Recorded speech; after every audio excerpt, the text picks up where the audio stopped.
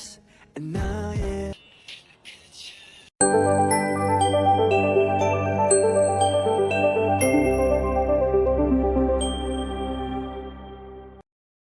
Halo semuanya, pada kesempatan kali ini saya akan membagikan alur cerita untuk drama berjudul Good Girl episode terbaru. Awal cerita diperkenalkan, Yoon Dong-ju yang merupakan peraih medali emas tinju Olimpiade. Namun, hidupnya tidaklah mudah. Berkat prestasinya sebagai atlet Olimpiade, ia berhasil menjadi seorang polisi dan memulai kehidupan keduanya sebagai aparat penegak hukum. Dong-ju pergi ke sebuah pegadaian dan menggadaikan medali emas yang pernah ia menangkan karena ia kehabisan uang.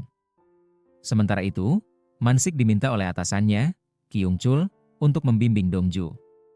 Namun, Man-sik merasa enggan karena ia adalah anggota satuan anti huru-hara yang telah terkena sanksi penurunan jabatan. Sebelumnya, Dong-ju pernah memukuli rekan sesama polisi karena mencurigainya menerima suap. Akibat kejadian itu, Dong-ju tidak disukai oleh banyak polisi lain dan akhirnya juga terkena sanksi penurunan jabatan. Bahkan, ia diminta untuk membayar ganti rugi kepada rekan yang ia pukul, hingga ia kehabisan uang. Karena banyak masalah yang menyertai Dong-ju, Man-sik merasa keberatan untuk membimbingnya. Namun, Kyung-chul terus mendesaknya agar mau membantu Dong-ju. Siapa tahu, jika Man-sik berhasil melatih Dong-ju dengan baik, sang komisioner akan mulai memperhatikan kinerjanya. Sementara itu, Ji-hana adalah peraih medali emas Olimpiade cabang menembak. Ia dikenal sebagai Dewi Menembak karena penampilannya yang memukau dan dicintai oleh masyarakat.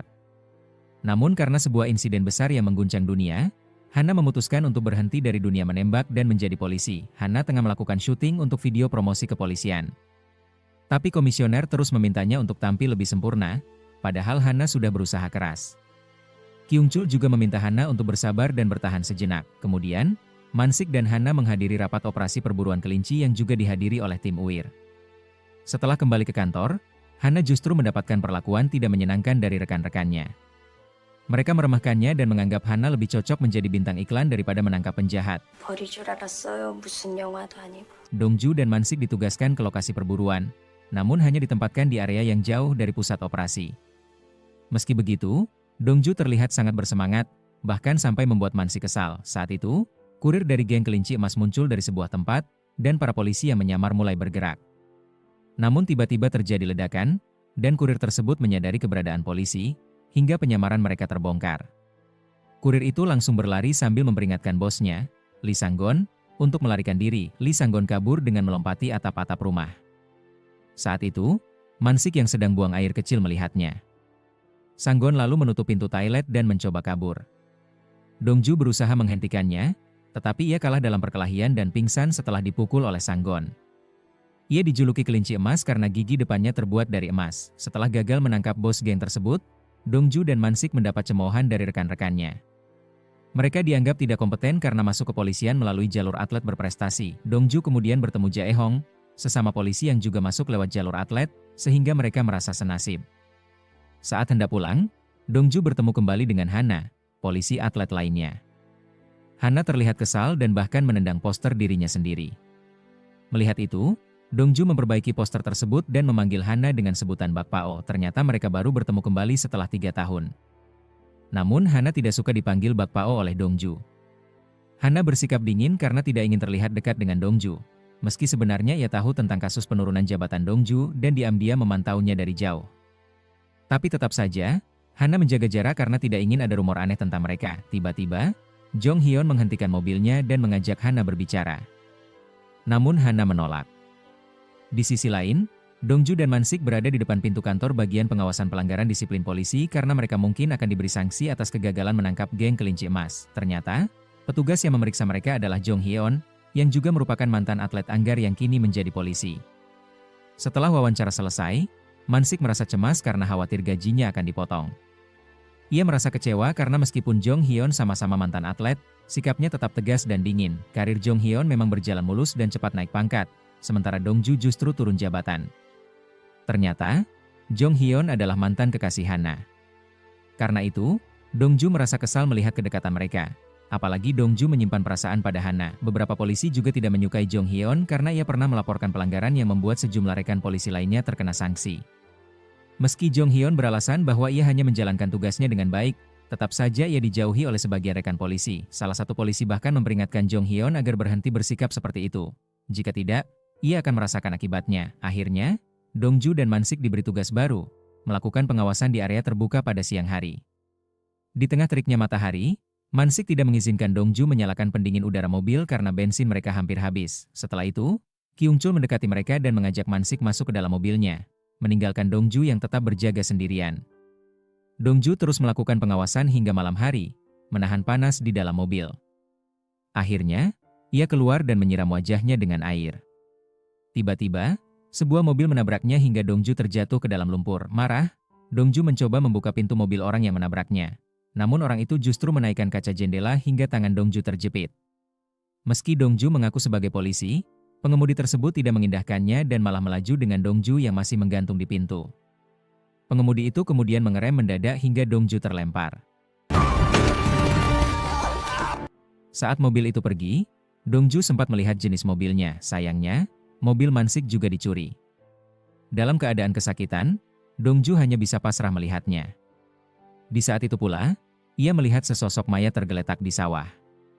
Korban tersebut adalah Lee Jin-soo, korban tabrak lari. Saat pulang dari rumah sakit, Mansik menanyakan mobilnya.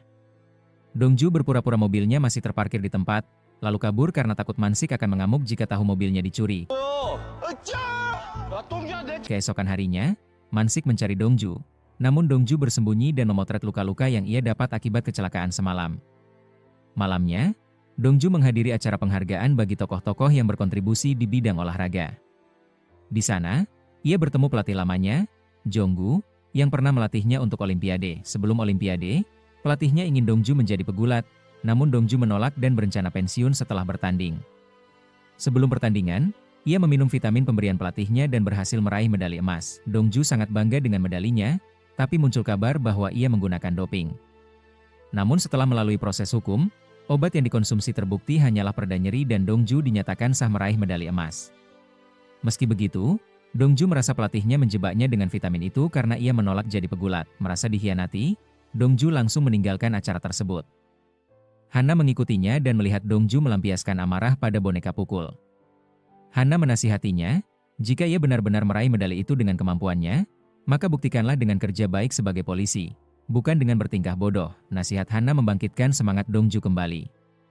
Ia mulai berlatih giat dan bertekad membuktikan dirinya. Keesokan harinya, Dongju mencoba melaporkan kasus tabrak lari, namun kesulitan karena mobil pelaku adalah mobil impor dengan plat tak terdaftar dan rekaman CCTV buram. Ia kemudian teringat pernah melihat mobil itu dalam foto barang bukti. Ia menyelinap ke kantor Kapten Dae-yong untuk mengambilnya. Mansik memergokinya namun justru membantunya, memperingatkan Dongju agar cepat sebelum ketahuan. Tak lama kemudian, polisi lain datang, tapi Dongju dan Mansik tetap tenang dan tak mencurigakan. Dongju bertekad menangkap pelaku tabrak lari dan juga orang yang menabraknya. Mansik memperingatkan karena belum ada bukti kuat dan mobilnya bisa saja berbeda. Dongju lalu menunjukkan luka di bahunya yang bentuknya mirip dengan bemper depan mobil pelaku. Dongju yakin jika ia berhasil menangkap pelaku, maka ia juga bisa mengungkap keberadaan kelinci emas, karena mereka yang menyelundupkan mobil itu. Di tempat lain, kelinci emas berencana kabur lewat kapal, namun dipanggil bosnya untuk menjalankan misi lain. Sementara itu, Hana menerima barang-barang milik korban tabrak lari, Lee Jin-soo, yang tak ada satupun keluarganya datang. Hana pun ditugaskan untuk mengemas dan mengantarkannya ke keluarga korban. Di rumah sakit, Dongju berniat menjenguk korban bernama Jin-soo namun menurut dokter, Jin-soo tidak dapat diselamatkan. Kemudian Dongju buru-buru pergi setelah menerima telepon. Di saat yang sama, Hana datang ke rumah sakit untuk mengembalikan barang-barang milik Jin-soo namun ia batal memberikannya karena melihat momennya kurang tepat mengingat keluarga Jin-soo sedang bersedih setelah kepergian Jin-soo. Sementara itu, Jong Hyun meninjau rekaman video operasi kelinci emas. Ia menyadari sesuatu yang mencurigakan, kebakaran terjadi tepat 5 menit setelah laporan diterima, yang mengindikasikan keterlibatan orang dalam. Ia kemudian menghubungi tim pendukung penyelidikan untuk meminta barang-barang milik Jin-soo, namun diberitahu bahwa barang-barang tersebut sudah dibawa oleh Hana untuk diserahkan kepada keluarga Jin-soo. Hana pun membawa barang-barang itu pulang. Tak lama kemudian, ia menerima telepon dari seseorang yang mengaku dari pihak bea cukai dan meminta barang-barang Jin-soo karena di dalamnya terdapat dokumen resmi. Namun tak lama setelah itu, sekelompok preman menyerbu rumah Hana untuk mencari dokumen tersebut. Hana segera mengambil kembali barang-barang Jin-soo dan mengunci diri di kamar, lalu mengambil pistol yang disimpannya di bawah tempat tidur. Di sisi lain, Jong Hyun sedang dalam perjalanan menuju rumah Hana, tiba-tiba di tengah jalan ia disergap oleh para preman. Karena kalah jumlah, ia terpaksa melarikan diri. Sementara itu, Dongju pergi ke sebuah pabrik tempat para anggota kelinci emas berada. Di sana, ia menghadapi kedua pemimpin geng dan anak buah mereka, menuntut informasi mengenai siapa yang membeli mobil misterius itu. Kelinci emas mengejeknya, membuat Dongju marah dan mengancam akan mencabut gigi emasnya. Perkelahian pun terjadi. Di tempat lain, Jong Hyun terkepung oleh beberapa preman yang mengejarnya. Dengan tongkatnya, ia menunjukkan kemampuan bertarungnya layaknya pemain anggar dan berhasil mengalahkan para preman tersebut.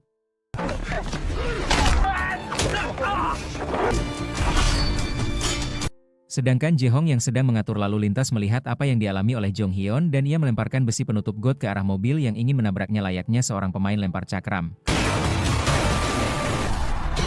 Kembali ke rumah Hana, para preman akhirnya berhasil mendobrak masuk ke dalam kamarnya.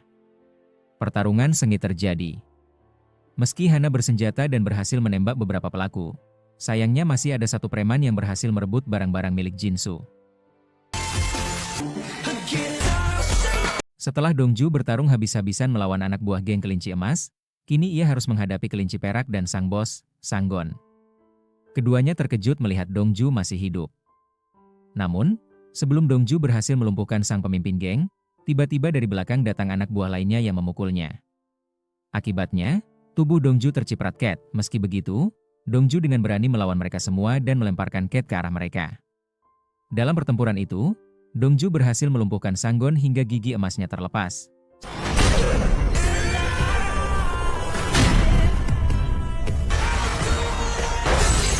Sementara beberapa anggota geng lainnya melarikan diri. Tak lama kemudian, bantuan polisi datang dan langsung memborgol para preman yang tersisa. Kini, pihak kepolisian pun harus mengakui kemampuan Dongju. Terlepas dari apakah dia dulunya pernah menggunakan obat doping atau tidak, pasti ada alasan mengapa ia bisa memenangkan medali emas. Sementara itu, bantuan polisi juga tiba di lokasi Jong Hyun dan Jae Hyun. Di sana, Jae Hyun meminjam salah satu mobil polisi dan mengendarainya menuju rumah Hana. Sesampainya di rumah Hana, ia melihat beberapa preman sudah tergeletak. Ia langsung bertanya tentang keadaan Hana. Namun, sebelum Hana sempat menjawab, ia menembakkan senjatanya ke arah seorang preman yang membawa kapak dan hendak menyerang Jae Hyun dari belakang. Hana menenangkannya, memastikan bahwa ia tidak membunuh para preman tersebut. Ia hanya menggunakan peluru Cat. Di kantor polisi, Dongju sedang mandi untuk membersihkan Cat yang menempel di tubuhnya. Sementara itu, di luar, para wartawan sudah menunggu dan membanjiri polisi dengan pertanyaan tentang bagaimana 4 polisi yang merupakan mantan atlet itu bisa mengalahkan geng preman paling menakutkan di Korea. Setelah kejadian itu, pihak kepolisian setempat berencana melakukan patroli selama 24 jam penuh. Geng ular dan tikus memang sangat berbahaya, bahkan berani menargetkan polisi. Mansik memberitahu Jong Hyun bahwa geng tersebut berkaitan dengan kasus tabrak lari yang sedang ditangani oleh Dongju. Lee Jinsu sebelumnya sempat melaporkan penyelundupan oleh geng kelinci emas, namun ia kemudian tewas dalam kecelakaan tabrak lari. Bahkan, ada seseorang yang mengancam polisi dengan pisau hanya untuk mencuri dokumen sebelum melarikan diri. Mansik menduga bahwa dokumen itulah penyebab kekacauan ini. Jong Hyun mulai penasaran dengan apa yang sebenarnya terjadi. Ia merasa bahwa para preman yang ditangkap hanyalah kaki tangan biasa, dan tampaknya mereka tidak tahu apa-apa. Kebenaran mungkin akan terungkap ketika polisi berhasil menangkap para pelaku utama yang melarikan diri. Karena situasi yang masih berbahaya, Dongju memutuskan untuk mengantar Hana pulang. Namun, Hana menolak dan memintanya untuk tidak mengikutinya. Ia merasa bahwa yang berbahaya bukanlah lingkungan sekitarnya, melainkan Dongju sendiri. Dongju pun menjelaskan bahwa ia mengantar Hana dengan tulus dan bahkan bersedia membantu membereskan rumahnya yang mungkin berantakan. Tapi Hana tetap keberatan dan meminta Dongju untuk pergi serta mengubur perasaannya terhadap dirinya. Akhirnya, Dongju pergi dan pulang ke rumah.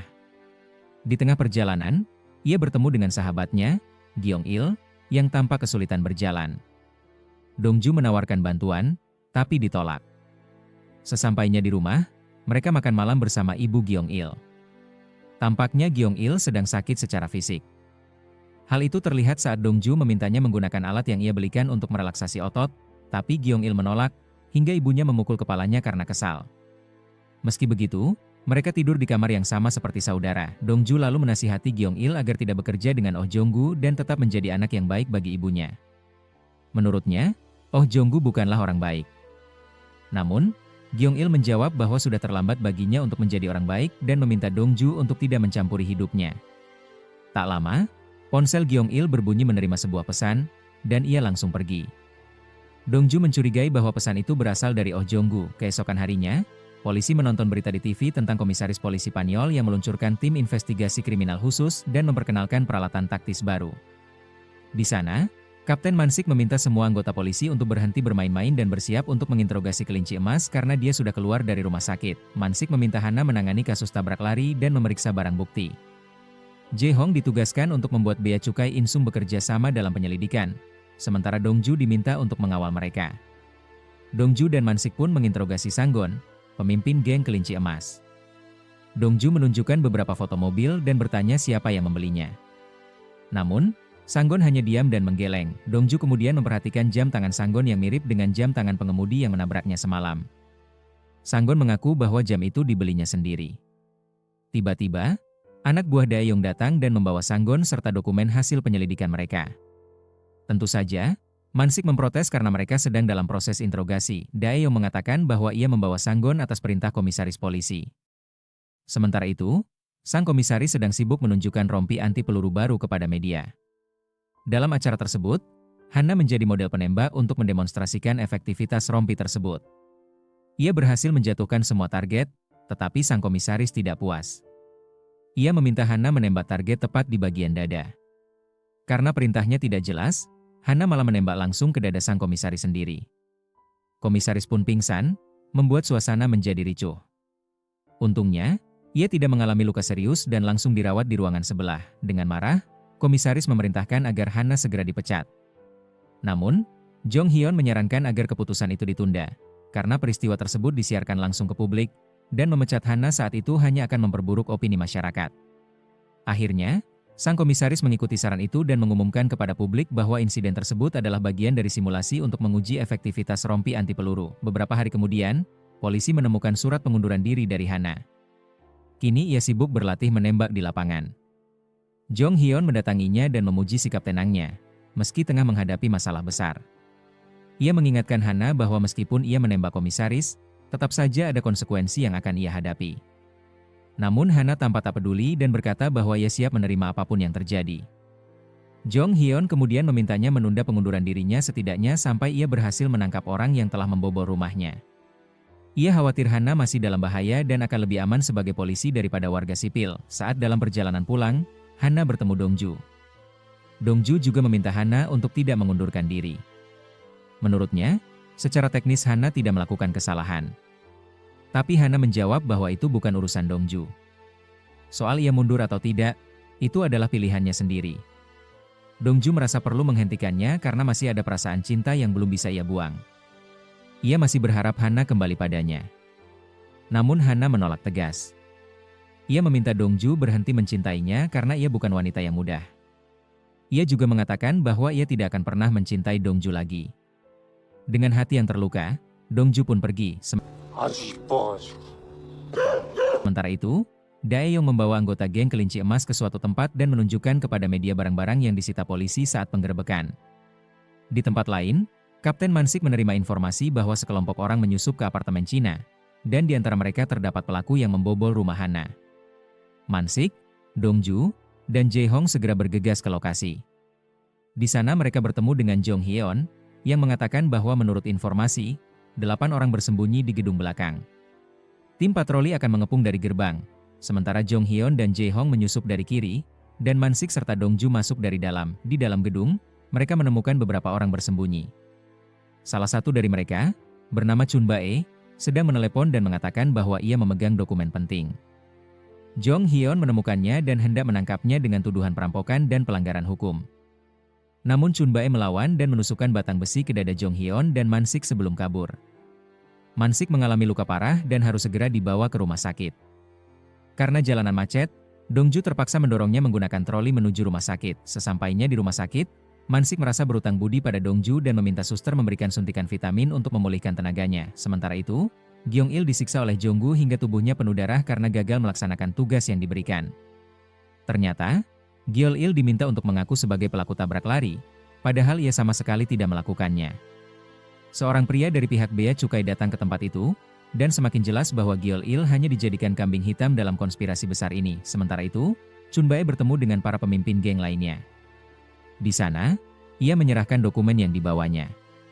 Namun, bukannya dibayar, Chunbai justru ditusuk oleh salah satu anggota geng. Ia terjatuh dan ditinggalkan begitu saja. Di markas polisi Uir, Dongju mendapat kabar dari rekannya bahwa pelaku tabrak lari telah menyerahkan diri. Ia pun segera pergi untuk menemui pelaku. Namun, alangkah terkejutnya Dongju saat mengetahui bahwa pelaku tersebut adalah Gyeong-il, temannya sendiri. Dalam pertemuan itu, Gyeong-il hanya memohon agar Dongju tidak memberitahukan hal ini pada ibunya. Dongju yang curiga langsung mengejar Gyeong-il. Ia yakin temannya itu hanya dijebak oleh Jonggu. Padahal sebelumnya, Dongju sudah memperingatkan Gyeong-il agar menjauhi Jonggu karena pria itu akan menghancurkannya. Namun, Gyeong-il terlihat pasrah. Ia hanya meminta Dongju untuk tidak ikut campur. Tak terima, Dongju mendatangi Jonggu dan memaksanya masuk ke sebuah ruangan. Ia menuduh Jonggu telah menjebak Gyeong-il. Tapi Jonggu dengan tenang menyangkal. Ia berkata bahwa Gyeong-il memang bersalah, dan dirinya hanya membantu menyelesaikan masalah tersebut. Perdebatan pun memanas hingga akhirnya terjadi perkelahian antara mereka.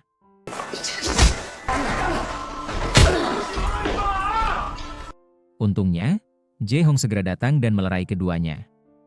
Beberapa hari kemudian, pemakaman Jin-soo diadakan. Dongju dan rekan-rekannya menghadiri upacara itu. Di sana, Dongju melihat seorang pria mengenakan jam tangan yang mirip dengan milik pelaku tabrak lari yang dulu menabraknya.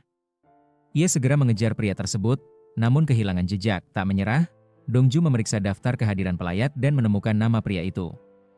Ia bekerja di bagian bea cukai. Dongju pun segera menuju kantor bea cukai dan meminta para pegawai yang memakai jam tangan untuk memerankan adegan sebagai sopir secara bergantian. Tidak lama kemudian, ia berhasil mengenali gerak-gerik seseorang yang mencurigakan. Dongju yakin, pria itulah pelaku tabrak lari yang selama ini ia cari.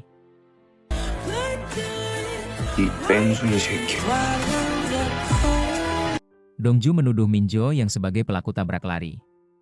Namun, Minjo yang menanggapinya sebagai kesalahpahaman. Ia bersikeras bahwa ini adalah kali pertama mereka bertemu. Meskipun Dongju menunjukkan luka lebam akibat insiden tersebut. Tak lama kemudian petugas keamanan datang dan memaksa Dongju untuk segera meninggalkan kantor bea cukai. Sementara itu, Mansik berbicara dengan Kyung Chol bahwa komisaris kepolisian tidak bisa membubarkan tim mereka dan juga tidak menunjukkan dukungan atas kemampuan Mansik. Status Hana saat itu sedang ditangguhkan, dan jika ia memutuskan untuk mengundurkan diri, Mansik tidak dapat berbuat apa-apa.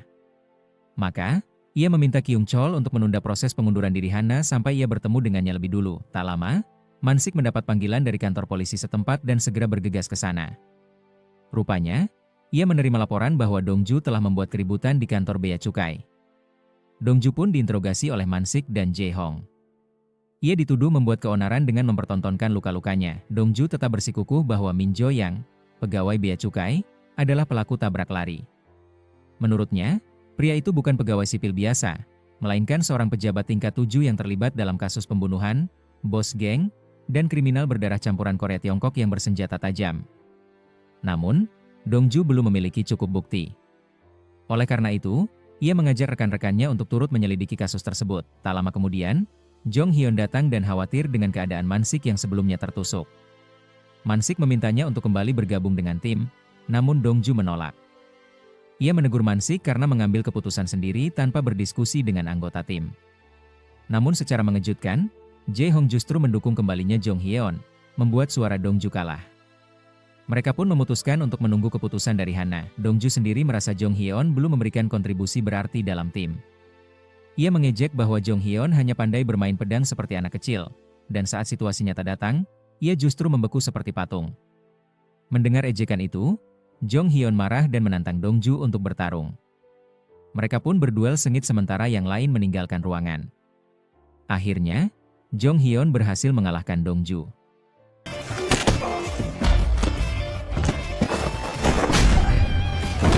Dongju pun harus mengakui kehebatannya.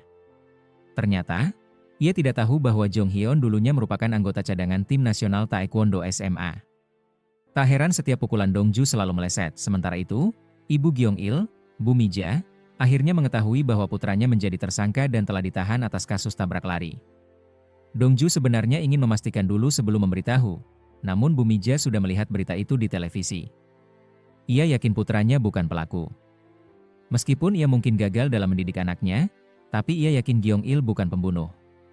Dongju lalu berusaha menenangkannya dan berjanji akan menangani kasus itu dengan baik. Di kantor, Dongju kembali teringat kata-kata Bu Mija. Ia menatap foto mobil yang menabraknya. Lalu ia mengambil kunci mobil Mansik dan mengunjungi beberapa tempat daur ulang mobil bekas. Namun, para pekerja di sana mengatakan bahwa mereka belum pernah menerima mobil seperti yang dicari Dongju. Di sisi lain, Mansik mulai tertarik dengan kasus tabrak lari Dongju.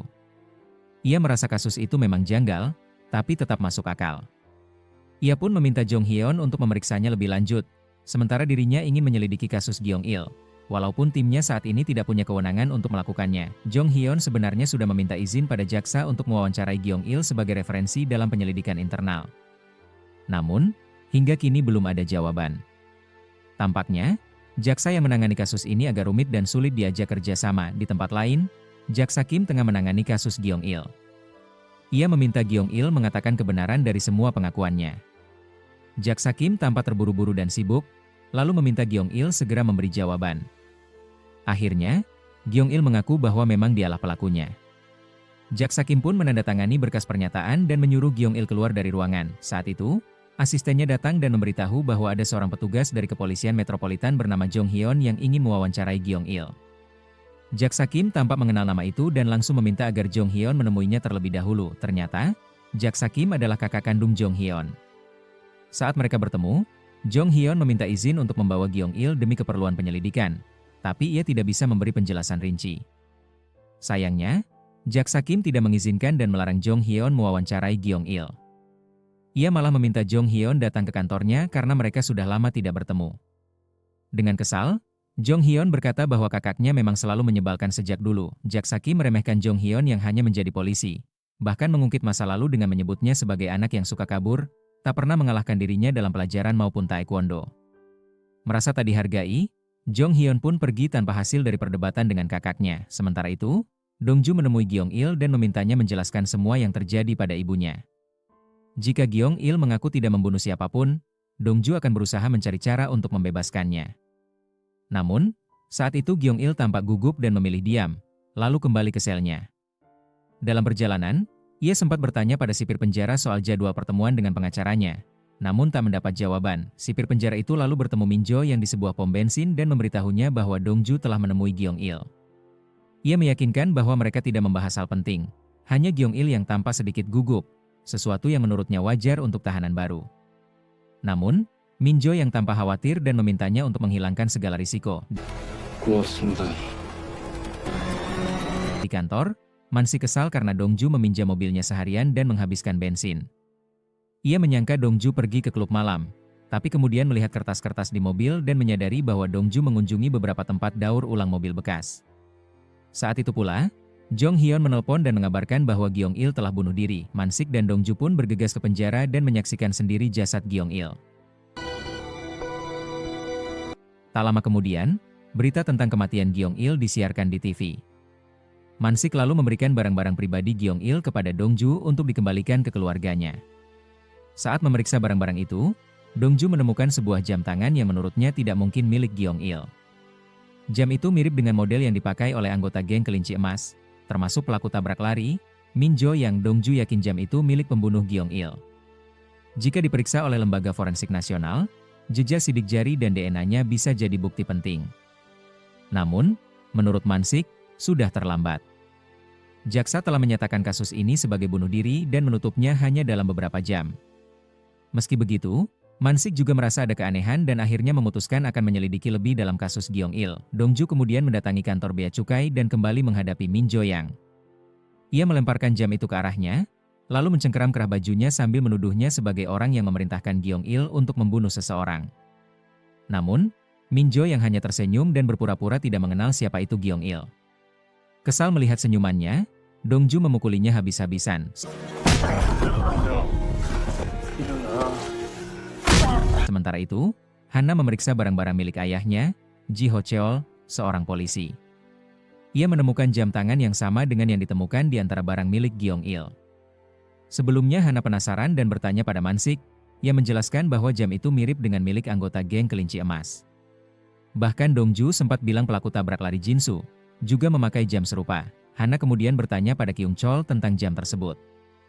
Ia tampak terkejut mengetahui bahwa ayah Hana pernah memakai jam itu. Ia lalu menyarankan Hana menemui seseorang bernama Geum-nam, pegawai toko gadai yang ahli dalam urusan seperti ini. Di kantor polisi Ryu, Dongju dijatuhi sanksi atas tindakannya yang memukuli Min Jo-yang. Gajinya dipotong selama 3 bulan, namun ia tidak diskors. Untungnya, Min Jo yang tidak menggugatnya. Sebagai gantinya, ia meminta Dongju menyalin seluruh isi buku hukum acara pidana sebagai bentuk penyesalan. Hana lalu pergi ke toko gadai dan bertanya soal jam tersebut. Geum-nam menjelaskan bahwa jam itu bukan jam biasa, melainkan buatan pengrajin Swiss yang hanya memproduksi 12 buah per tahun. Dulu ada seorang penyelundup terkenal bernama Oh Bong-chen, yang dijuluki Oh Dolar karena kekayaannya dalam bentuk dolar dari perdagangan ilegal. Ia telah meninggal sekitar 15 tahun lalu, tapi semua barang selundupan di kota Insum dulu pasti melalui dia. Saat berada di toko, Hana melihat piala emas yang familiar baginya. Geum-nam mengatakan bahwa beberapa waktu lalu ada orang berpenampilan aneh yang menggadaikan piala tersebut. Di tempat lain, Jong Hyun melaporkan kepada atasannya bahwa beberapa kasus yang terjadi dalam 2 minggu terakhir mungkin saling terkait. Ia ingin menelusuri kasus Gyeong-il dari awal. Menurutnya, banyak kejanggalan, terutama karena kasus bunuh diri itu ditutup oleh jaksa hanya 2 jam setelah kematian, dan para sipir penjara tidak bisa dihubungi. Namun, atasan Jong Hyun tidak menyetujui rencananya. Untuk saat ini, ia hanya diminta mengamati dan tidak mengambil tindakan lebih dulu. Sementara itu, Man-sik menelepon pihak lapas dan ingin berbicara dengan sipir yang menangani Gyeong-il. Namun, ia diberitahu bahwa sipir tersebut sudah beberapa hari tidak masuk tanpa kabar. Menurut Man-sik, apakah ini kasus bunuh diri atau pembunuhan? Sipir itu tetap merupakan saksi kunci. Ternyata, sipir yang dimaksud bernama Han sedang disiksa oleh orang-orang Min Jo-yang. Jam tangan yang sempat diberikan kepadanya sebagai tanda kepercayaan, justru disia-siakan karena ia lalai menjalankan tugas yang diberikan dengan meninggalkan barang bukti jam tangan tersebut. Ternyata, Gyeong-il tidak bunuh diri, melainkan dibunuh oleh sipir Han. Han mengaku bahwa semua rekaman CCTV dan bukti-bukti lainnya telah dihapus. Ia sudah meminta maaf, namun tetap saja dihabisi oleh anak buah Min Jo-yang. Setelah itu, Min Jo yang menerima dokumen tentang Jinsu dari anak buahnya. Anak buahnya meyakinkan bahwa meskipun dokumen itu dibuka oleh orang-orang Yanbian, mereka semua sudah dikendalikan, jadi tidak ada masalah. Namun, ada kemungkinan dokumen itu sudah dibuka sebelumnya oleh seseorang, dan orang itu bisa saja seorang polisi wanita, Hana. Maka, Min Jo-yang pun mulai menganggap Hana sebagai faktor risiko, dan mulai menyusun rencana untuk menyingkirkannya. Di sisi lain, Hana mengalami sakit kepala hebat dan meminum obat. Ia keluar rumah setelah mendengar suara orang bercakap-cakap di depan rumahnya. Ternyata, agen perumahan sedang menawarkan rumah itu untuk dijual karena disuruh ibu Hana. Ibunya juga berada di kantor polisi untuk menjual asuransi kepada para polisi. Hana datang, mengajak ibunya keluar ruangan, dan menanyakan mengapa ibunya ingin menjual rumah peninggalan ayahnya. Sang ibu mengaku terlilit utang dan sudah kehabisan cara mencari uang. Ia juga menyalahkan Hana karena tidak mau menandatangani kontrak dengan manajemen artis dan lebih memilih menjadi polisi. Dari percakapan itu, terungkap bahwa Hana sudah lama tidak tinggal bersama ibunya karena sering bertengkar. Hana pun memperingatkan ibunya agar tidak lagi mengusik rumah ayahnya dan melarang sang ibu datang lagi ke kantor polisi. Saat berjalan pergi, Hana teringat masa lalu ketika ibunya sering memaksanya untuk mengambil kontrak iklan sampo. Karena itu, konsentrasinya terganggu dan ia kalah dalam pertandingan menembak. Dalam amarahnya saat itu, Hana memotong rambutnya di depan ibunya, dan otomatis kontrak iklan pun batal. Saat berjalan sendirian, Hana kembali merasa pusing dan hampir jatuh. Beruntung, Dongju yang mengikuti Hana sejak di kantor polisi, segera menangkapnya. Mereka duduk bersama di atap gedung. Di sana, Dongju tahu bahwa Hana keluar dari rumah ibunya karena sering bertengkar, dan ia hanya meminum obat jika kepalanya benar-benar tidak tertahankan. Hana lalu berdiri, menepuk kepala Dongju, dan memberikan kembali medali emas yang dulu pernah Dongju menangkan. Ia juga menasihatinya agar tetap tabah, jernih berpikir, menjaga semangat, tidak mudah terpancing emosi, dan terus fokus pada target, menangkap si bajingan itu. Setelah itu, Hana menemui Man-sik dan menyatakan keinginannya menarik kembali surat pengunduran dirinya.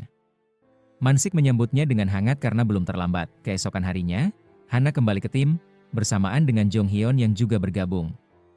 Kini tim polisi T kembali lengkap.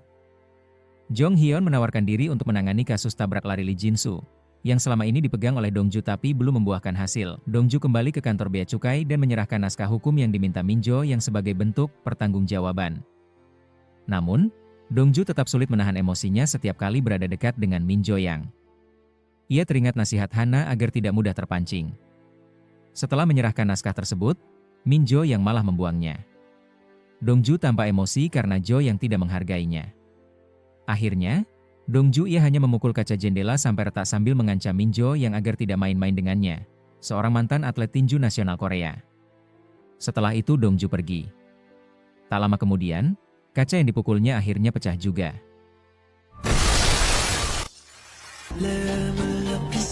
Cerita dimulai saat Mansik terlihat sedang berbicara dengan Dongju.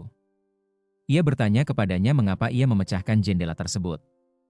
Dongju menjelaskan bahwa ia tidak bermaksud memecahkannya, melainkan hanya mengetuknya. Namun, Mansik merespons dengan nada sarkastik, mempertanyakan apakah ia juga boleh mengetuk wajah Dongju.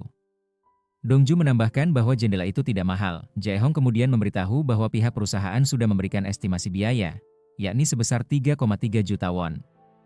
Jong Hyo-en yang memeriksa jendela itu menjelaskan bahwa itu adalah kaca edisi terbatas, jadi wajar jika harganya mahal. Dongju sempat meragukan pengetahuannya, tetapi Jong Hyo-en mengaku bahwa keluarganya memang ahli dalam bidang tersebut. Di tempat lain, Jo yang tampak sedang berbicara dengan bosnya. Bosnya mempertanyakan alasan polisi sering datang ke tempat mereka. Jo yang meminta maaf dan berjanji hal itu tidak akan terjadi lagi. Namun, bosnya mengatakan bahwa permintaan maaf saja tidak cukup dan Jo yang harus melakukan sesuatu sebagai gantinya. Ia juga menambahkan bahwa Jo yang akan dikirim ke luar negeri untuk perjalanan bisnis, dan menyuruhnya menganggap dirinya telah mati demi Jo Yang. Jo Yang tidak bisa berkata-kata pun akhirnya hanya diam dan membiarkannya. Sementara itu, Dongju dan timnya terlihat sedang berada di area kafe sambil makan dan merencanakan langkah mereka selanjutnya. Mereka bertanya kepada Jong Hyo-en apakah ia melihat mobil yang digunakan oleh para preman saat melarikan diri. Jong Hyo-en menjelaskan bahwa ia telah menghubungi pusat pengelolaan lalu lintas dan mereka sedang melakukan penyelidikan. Mansik kemudian membagi tugas. Ia menyatakan bahwa Hana dan Jong Hyo-en akan mencari keberadaan kelinci perak, sementara Dongju dan Jae-hong akan menemui Jonggu. Namun, Dongju langsung berdiri dan menyampaikan ketidaksetujuannya. Ia mengatakan bahwa meskipun Mansik adalah kapten, itu tidak berarti ia bisa bertindak semaunya. Ketika ditanya apakah ada keberatan, ketiganya tidak keberatan, tetapi Dongju kemudian mengatakan kepada Hana bahwa ia tidak boleh pergi bersama Jong Hyo-en dan harus ikut dengannya. Hana bertanya mengapa ia harus pergi bersama Dongju, dan meskipun Dongju ingin mengungkapkan alasannya yang berkaitan dengan perasaan, ia tidak sanggup mengatakannya. Ia hanya bertanya kenapa Hana ingin pergi bersama Jong Hyo-en, dan Hana menjawab bahwa ia ingin belajar sesuatu darinya. Tak lama setelah itu, mereka semua keluar. Jong Hyo-en memberitahu Hana bahwa jika ia merasa tidak nyaman untuk pergi bersamanya, ia bisa menolak. Namun, Hana mengatakan bahwa ia tidak masalah. Dongju hanya bisa memperhatikan mereka dari kejauhan dan tidak bisa berbuat apa-apa. Kemudian Dongju datang dan langsung masuk ke mobil mereka. Hana yang melihat itu bertanya apa yang sedang ia lakukan. Dongju menjawab bahwa ia ingin mulai belajar dari sekarang, sehingga ia akan menggantikan Hana. Hana meminta Dongju keluar dari mobil, tetapi ia menolak. Akhirnya Hana harus pergi bersama Jae-hong. Dongju lalu berkata kepada Jong Hyo-en bahwa ia senang bisa bekerja dengannya. Mereka pun pergi ke suatu tempat dan menunjukkan foto seorang preman bernama Seok-ju. Mereka bertanya kepada warga sekitar apakah mereka pernah melihat orang tersebut, tetapi mereka mengaku tidak tahu. Padahal, Seok-ju dan gengnya sebenarnya sedang berada tidak jauh dari sana, namun Dongju dan Jong Hyo-en tidak menyadarinya. Di sisi lain, Jonggu terlihat sedang menemui asistennya. Asisten tersebut mengaku bahwa ia mendapatkan panggilan dari polisi dan sudah memberikan jadwal Jonggu kepada mereka. Jonggu menegurnya karena merasa itu adalah tindakan yang tidak seharusnya dilakukan. Ia pun segera pergi dan meminta asistennya untuk mengatakan kepada polisi bahwa ia tidak berada di tempat. Namun saat itu Jonggu menyadari bahwa mobil polisi telah datang, sehingga ia segera berlari masuk ke dalam. Sementara itu, Hana dan Jae-hong sedang berbicara dengan asisten, menanyakan keberadaan Jonggu. Perempuan itu mengatakan bahwa Jonggu sedang keluar, namun, ketika Hana melihat ke arah mobil, ia berkata bahwa mobilnya masih berada di sana. Perempuan itu lalu menjelaskan bahwa Jonggu pergi dengan kereta, tetapi Hana meragukannya karena di daerah itu tidak ada jalur kereta. Perempuan tersebut tidak menjawab lagi, dan akhirnya Hana serta Jae-hong pun pergi dari tempat itu. Setelah itu, Jonggu keluar dari persembunyiannya, mengira bahwa mereka sudah pergi. Namun tiba-tiba Hana masuk kembali dan melihat jam tangan milik Jonggu. Ia mengatakan bahwa jam tangan itu sangat bagus. Di tempat lain, Dongju sedang memperhatikan Jong Hyo-en, yang saat itu tengah berbicara dengan seorang polisi. Mereka sedang membicarakan mobil yang sebelumnya telah diminta Jong Hee untuk dilacak. Tak lama kemudian, Dongju naik ke dalam mobil dan mulai berbincang. Ia bertanya mengapa Jong Hyo-en, yang sebelumnya bukan polisi, kini justru melakukan pekerjaan kepolisian. Jong Hyo-en menjawab bahwa alasannya adalah karena Hana. Ia mengakui bahwa dirinya masih menyukai Hana. Ia kemudian mengatakan bahwa ia harus pergi ke suatu tempat dan meminta Dongju turun dari mobil. Dongju pun menurut. Di sisi lain, Mansik sedang menemui Gumnam. Mereka makan bersama, dan Mansik menanyakan siapa penyelundup mobil teratas saat ini. Gumnam menjawab bahwa orang itu adalah Guangxi, meskipun ia kemungkinan akan segera keluar dari grup.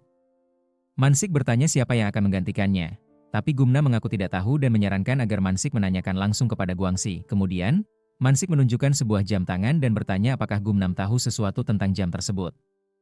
Setelah melihatnya, Gumnam mengatakan bahwa ia tidak menyangka akan melihat jam itu lagi. Ia menambahkan bahwa sebelumnya ada seorang gadis yang datang dan menanyakan tentang jam itu. Saat Mansik bertanya siapa gadis itu, Gumnam menjawab bahwa ia tidak tahu. Namun dari cara ia mendeskripsikannya, Mansik menyimpulkan bahwa gadis itu kemungkinan besar adalah Hana. Di tempat lain, Kyunchul sedang berbicara dengan Hana. Ia menunjukkan sebuah laporan dan mengatakan bahwa pada tahun 2008, seorang pria bertato telah dibunuh, dan kasus tersebut ditangani oleh ayah Hana. Ia juga memberikan beberapa berkas, mengatakan bahwa itu adalah dokumen dari tempat kejadian perkara yang ditangani oleh ayahnya, dan menyarankan agar Hana membacanya. Sementara itu, Jong Hyo-en tiba di lokasi yang sebelumnya diberitahukan oleh polisi. Ia mengatakan bahwa terakhir kali mobil yang dicari terlihat di tempat itu. Tak lama kemudian, ia melihat mobil tersebut dan mendapati bahwa di dalamnya terdapat para preman. Mereka segera pergi. Jong Hyo-en mendekat dan mencoba mengamati apa yang sedang mereka lakukan, kemudian melihat puntung rokok di tanah. Ia berdiri di sana sambil menebak-nebak apa yang sebenarnya sedang terjadi, hingga akhirnya menyadari bahwa mereka mungkin sedang mengincar rumah Hana. Di sisi lain, Hana telah sampai di rumah dan mulai membaca dokumen-dokumen kasus ayahnya. Dalam dokumen itu disebutkan bahwa ayahnya dibunuh di dalam mobil dan kasus tersebut ditutup karena tidak terpecahkan. Hana mengingat kenangan masa kecilnya, saat ia mengatakan pada ayahnya bahwa ia ingin menjadi seorang polisi dan memintanya untuk mengajari cara menembak. Ia mulai menangis setelah mengingat semua itu. Keesokan harinya, Mansik mendatangi Hana sambil mengingat pernyataan Gumnam sebelumnya, bahwa ada seorang gadis yang datang menanyakan tentang jam tangan. Mansik lalu menanyakan kepada Hana apakah ia sudah menemui Jonggu, dan apa yang dikatakannya. Di sebuah adegan, Jonggu mengatakan bahwa dirinya pernah menjadi pelatih dari seseorang dan menganggapnya seperti adik sendiri. Namun karena pertanyaan-pertanyaan Hana yang cukup menyudutkan, Jonggu bertanya balik apakah Hana mengira bahwa dirinya yang menyebabkan orang itu terbunuh. Ia menegaskan bahwa ia tidak melakukan hal tersebut. Mansik menanggapinya dengan tenang dan meminta agar Jonggu terus mengamati orang tersebut karena ia adalah orang terakhir yang bertemu dengan Gyeong-il. Kemudian Mansik bertanya kepada Jong Hyong apakah ia telah mendapatkan informasi baru. Namun Jong Hyong menggeleng. Tiba-tiba, Mansik menerima telepon dari Gumnam yang memberikan lokasi keberadaan Guangxi. Setelah itu, Mansik mendatangi Dongju yang saat itu sedang tidur, membangunkannya, dan mengajaknya untuk pergi menemui Guangxi karena mereka telah mengetahui lokasinya. Guangxi terlihat berada di sebuah salon rambut, sedang merapikan rambutnya. Tak lama kemudian, Mansik dan Dongju tiba di sana dan melihatnya. Saat melihat mereka, Guangxi menyadari bahwa mereka adalah detektif dan bertanya mengapa mereka datang. Ia kemudian melarikan diri, namun setelah dikejar cukup lama, akhirnya ia berhasil ditangkap. Mereka menunjukkan foto sebuah mobil dan menanyakan apakah ia mengenal mobil itu atau pernah menjualnya. Guangxi menjawab bahwa ia tidak tahu dan menyatakan bahwa ia tidak lagi bekerja di bidang tersebut. Menurutnya, ada orang lain yang sekarang melakukannya, dan orang itu mempunyai julukan monyet. Ia juga menyebutkan bahwa monyet adalah penyelundup mobil kelas atas dan belum pernah tertangkap, karena dibantu oleh seseorang dari Bea Cukai Insu. Dongju menduga apakah orang yang dimaksud adalah Jo Yang, dan Guangxi membenarkannya. Setelah itu, Mansik kembali ke timnya dan hendak memberitahukan temuan barunya. Namun saat itu, Dong datang dan mulai bertanya-tanya apa yang sedang mereka kerjakan belakangan ini dan kasus apa yang sedang mereka tangani. Para anggota tidak memberi jawaban, hingga Dong pun pergi. Mansik lalu mengajak mereka berdiskusi lewat grup chat. Ia menunjukkan foto dan menjelaskan bahwa pria di foto itu bernama Monyet, seorang penyelundup mobil. Ia membagikan semua informasi yang didapat dari Guangxi. Mereka semua mulai aktif dalam percakapan grup itu, namun Dongju tampak lambat mengetik dan tidak bisa mengikuti. Ia berdiri dan berteriak, mempertanyakan apakah mereka tidak bisa membicarakan hal ini secara langsung. Mansik memintanya untuk duduk dan tetap tenang. Ia menambahkan bahwa mereka perlu mendapatkan mobil itu agar bisa digunakan sebagai umpan untuk menangkap para penjahat. Tiba-tiba, komisaris muncul, dan Mansik mulai panik karena merasa akan dimarahi. Dalam adegan berikutnya, seluruh tim sudah berada di luar, bersama dengan Guangxi. Ia menilai bahwa mobil saat ini yang mereka miliki tidak cukup bagus untuk menjalankan rencana tersebut. Namun kemudian ia melihat sebuah mobil yang ternyata adalah milik komisaris. Meskipun menyadari hal itu, Mansik bersikeras bahwa mereka harus menggunakan mobil tersebut demi memancing monyet. Mereka lalu mendekati mobil itu dan berhasil mencurinya. Guangxi kemudian membawa mobil itu dan bertemu kembali dengan mereka di suatu tempat. Ia mengatakan bahwa ia akan meninggalkan mobil itu di lokasi tertentu dan memberitahu pihak musuh bahwa mobil tersebut ada di sana. Tim diminta untuk mengambil mobil itu kembali dan mulai mengikuti mobil lainnya. Mereka pun menyetujuinya. Setelah itu, mereka pergi ke sebuah minimarket untuk membeli beberapa barang. Namun ketika Jong Hyung keluar dari toko, ia melihat bahwa Dongju telah pergi bersama Hana. Dongju tampak bersama Hana, memperlihatkan sesuatu yang telah ia bawa untuknya. Mereka kemudian tiba di lokasi tempat mobil itu diparkir. Dongju memperhatikan Hana. Sementara di sisi lain, Jae-hong dan Jong Hyo-en juga memperhatikan mereka dari kejauhan. Saat itu, dua orang pria datang dengan sepeda motor dan hendak membawa mobil itu pergi. Namun Dongju mengenali dua pria itu sebagai pencuri mobil Mansik, lalu diam-diam mencoba memotret mereka. Sayangnya, ia tanpa sengaja membunyikan suara dari perangkatnya. Salah satu dari pria itu pun bertanya apakah ada seseorang di luar. Mereka keluar untuk memeriksa. Dongju panik dan tidak tahu harus berbuat apa. Tetapi Hana kemudian menindih tubuh Dongju untuk menyamarkan keberadaan mereka. Salah satu pria tadi melihat ke arah mereka dan mengira keduanya sedang berciuman, lalu berkata agar mereka melanjutkan saja. Dongju bahkan menyentuh rambut Hana dan hampir menyentuh lebih jauh. Dongju segera mengembalikan posisi kursi dan mengatakan bahwa dirinya sudah bersiap. Jong Hyun memberitahu timnya bahwa mobil yang mereka awasi telah dibawa kabur dan mengejar mobil tersebut. Adegan berlanjut ke tempat lain, di mana Hana, Mansik, dan Dongju tiba di lokasi yang menurut informasi adalah tempat persembunyian monyet. Mereka mendiskusikan rencana penangkapan, namun Mansik memberitahu bahwa mereka tidak akan mendapat bantuan dari siapapun. Fokus utama mereka adalah menangkap monyet. Di sisi lain, Mansik dan timnya mulai memantau lokasi dan bersiap untuk melakukan serangan. Namun sebelum mereka masuk, tim detektif Deong juga tiba untuk membantu. Dalam kilas balik, Deong melihat Mansik dan timnya sedang bersiap pergi dan mereka mengikutinya. Pertarungan pun pecah, berlangsung cukup lama. Mansik dan Deong berusaha keras melindungi mobil karena jika rusak, mereka akan dimarahi komisaris. Mereka kemudian mengetahui keberadaan monyet dan langsung mengejarnya. Monyet kabur menggunakan mobil komisaris. Hana muncul dengan mobil lain dan menabrak mobil yang dikendarai monyet.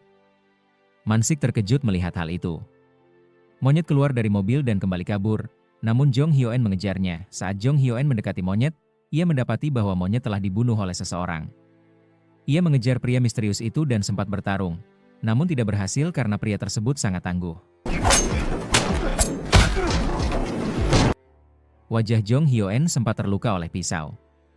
Tak lama, suara klakson mobil terdengar dan pria itu segera kabur menggunakan mobil yang menjemputnya. Kemudian komisaris datang dan melihat Mansik sedang memegang plat nomor mobilnya. Ia masuk dan memeriksa mobilnya, lalu memukul Mansik. Namun kemudian, komisaris mendapat ide. Adegan berikutnya memperlihatkan berita mengenai komisaris yang menggunakan kerusakan mobilnya sebagai barang berharga yang harus ia korbankan demi pengungkapan kasus penyelundupan mobil ilegal dan juga narkoba yang ditemukan. Sementara itu, Dongju dan timnya membahas keberadaan mobil milik Jae-yong dan kemana mobil itu dikirim. Mereka juga memeriksa dokumen milik Jin-so dan Jae-yong, hingga menyadari bahwa Jin-so mungkin telah mengetahui aktivitas ilegal Jae-yong. Itulah sebabnya kemungkinan besar Ju-yong memerintahkan pembunuhan Jin-so. Jae-yong saat itu sedang berada di kamar mandi ketika bosnya datang dan menyampaikan bahwa pihak kepolisian terus-menerus menghubungi kantor, menanyakan perihal perjalanan Jae-yong. Bosnya mengaku telah mengatakan bahwa Jae-yong pergi atas perintahnya. Namun, Jae-yong tidak puas dengan jawaban itu. Ia kemudian menahan tangan bosnya dan menegaskan bahwa sang bos harus memberitahu polisi bahwa perjalanan itu benar-benar atas perintahnya.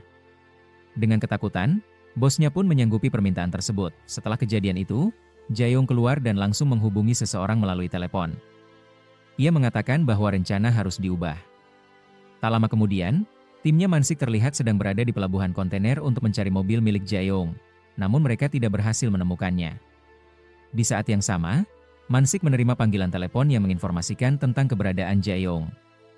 Dongju, yang mendengarnya, menyatakan bahwa ia tidak akan membiarkan Jae-yong lolos, lalu segera berangkat bersama Jong Hyo-en untuk mengejarnya. Mereka akhirnya berhadapan langsung dengan Jae-yong. Dongju menyampaikan bahwa Jae-yong menjadi tersangka dalam kasus pembunuhan dan dapat ditahan selama 24 jam. Jae-yong membalas bahwa kematian Gyeong-il bukan karena dirinya, melainkan akibat campur tangan Dongju. Ia menambahkan bahwa seandainya Dongju tidak ikut campur, Gyeong-il mungkin masih hidup. Dongju terlihat terpancing emosi dan ingin menyerangnya, namun Jong Hyo-en segera menahannya. Setelah itu, mereka terus membuntuti mobil Jae-yong, namun sempat kehilangan jejaknya. Mansik lalu menghubungi Dongju dan memberitahu bahwa mereka telah menemukan mobil Jae-yong. Di tempat lain, seorang pekerja terlihat menelepon Jae-yong untuk mengabarkan bahwa mobilnya telah ditemukan. Tak lama kemudian, Dongju melihat mobil Jae-yong dan memberitahu Jong Hyo-en bahwa ia akan mengikuti Jae-yong sendirian, sambil meminta Jong Hyo-en tetap terhubung lewat radio. Ia terlihat melompat dari atap satu ke atap lainnya untuk mengejar Jae-yong yang membawa mobilnya melewati gang sempit. Namun, mobil Jong Hyo-en terjebak di gang tersebut dan tidak bisa melanjutkan pengejaran. Sementara itu, Mansik dan Hana juga sudah berada di lokasi dan sedang menunggu kedatangan Jae-yong. Saat Jae-yong muncul dengan mobilnya, Dongju melihat bahwa Hana berada tepat di hadapan mobil tersebut. Demi menyelamatkannya, Dongju mengambil selembar kain dan melompat dari atas, mendarat langsung di atas kap mobil hingga akhirnya mobil berhenti dan Hana pun selamat.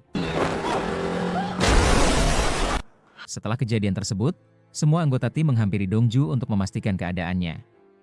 Dongju meyakinkan mereka bahwa ia baik-baik saja dan tidak mengalami luka serius.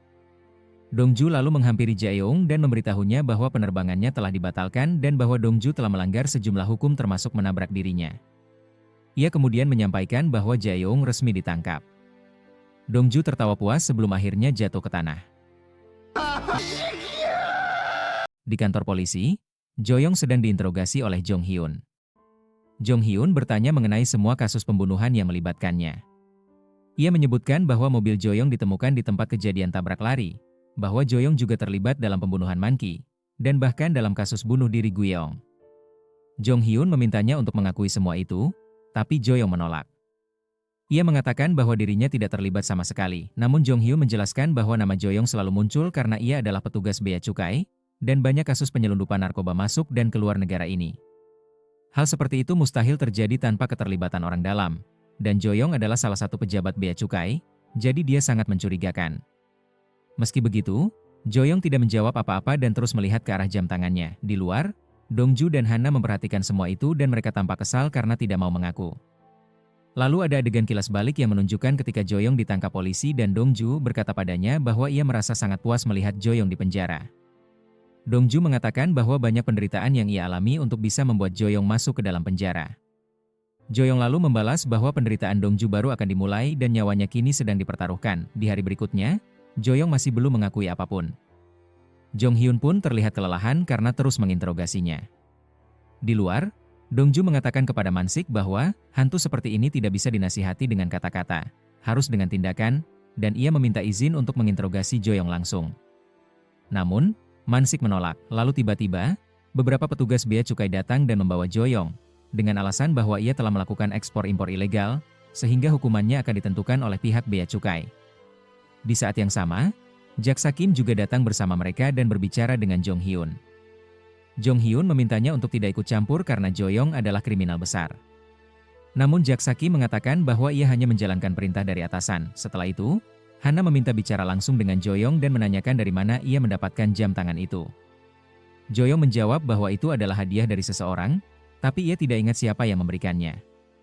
Hana pun berkata bahwa jam tangan tersebut tampak sama dengan dimiliki oleh semua orang yang telah meninggal. Jo-yong menganggap itu mungkin hanya kebetulan. Ia lalu mencoba menakuti Hana dengan menunjukkan jam tangannya. Namun Jong Hyun langsung menghentikannya. Saat Jo-yong sedang dibawa pergi oleh petugas bea cukai, Dongju tiba-tiba berlari untuk menyerangnya, tapi Mansik berhasil menahannya. Dongju kemudian mengancam Jo-yong bahwa suatu hari nanti ia sendiri yang akan memasukkannya ke dalam penjara. Namun setelah mengucapkan hal itu, Dongju tiba-tiba merasa pusing dan mengalami mimisan, lalu jatuh pingsan. Jo-yong mendekatinya dan dengan nada menantang mengatakan bahwa jika Dongju memang punya nyali, maka ia dipersilakan mencobanya, karena ia akan menunggunya. Setelah itu, ia pun pergi meninggalkan tempat itu. Jo-yong sedang dibawa dengan mobil oleh seorang jaksa. Jaksa tersebut merasa heran mengapa ia harus membawa Jo-yong berdasarkan perintah langsung dari Ketua Mahkamah Agung. Ia pun mulai mempertanyakan siapa sebenarnya Jo-yong.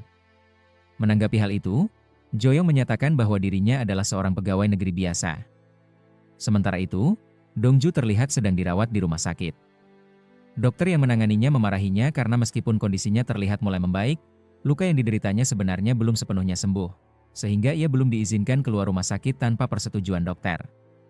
Mansik pun meminta Dongju untuk tetap tinggal di rumah sakit, tetapi Dongju menolak dengan alasan bahwa tanpa dirinya, mereka tidak akan mampu menangkap Joyong. Pernyataan tersebut membuat Mansik marah dan menyuruh Dongju diam serta beristirahat saja. Tak lama kemudian, Mansik mendapat telepon dari Dayong yang mengatakan bahwa terjadi masalah di kantor dan mereka harus segera ke sana. Mansik juga meminta Hana untuk menjaga Dongju selama ia pergi. Setibanya di kantor, Dayong mengatakan bahwa semua barang bukti sudah diambil oleh pihak kejaksaan, termasuk mobil. Ia bertanya-tanya siapa sebenarnya Joyong. Mansik menjawab bahwa Joyong bukanlah penjahat biasa. Sementara itu, di rumah sakit, Hana secara tidak sengaja menemukan ponsel milik Dongju. Di sana, ia melihat stiker yang dulu pernah ia berikan kepada Dongju.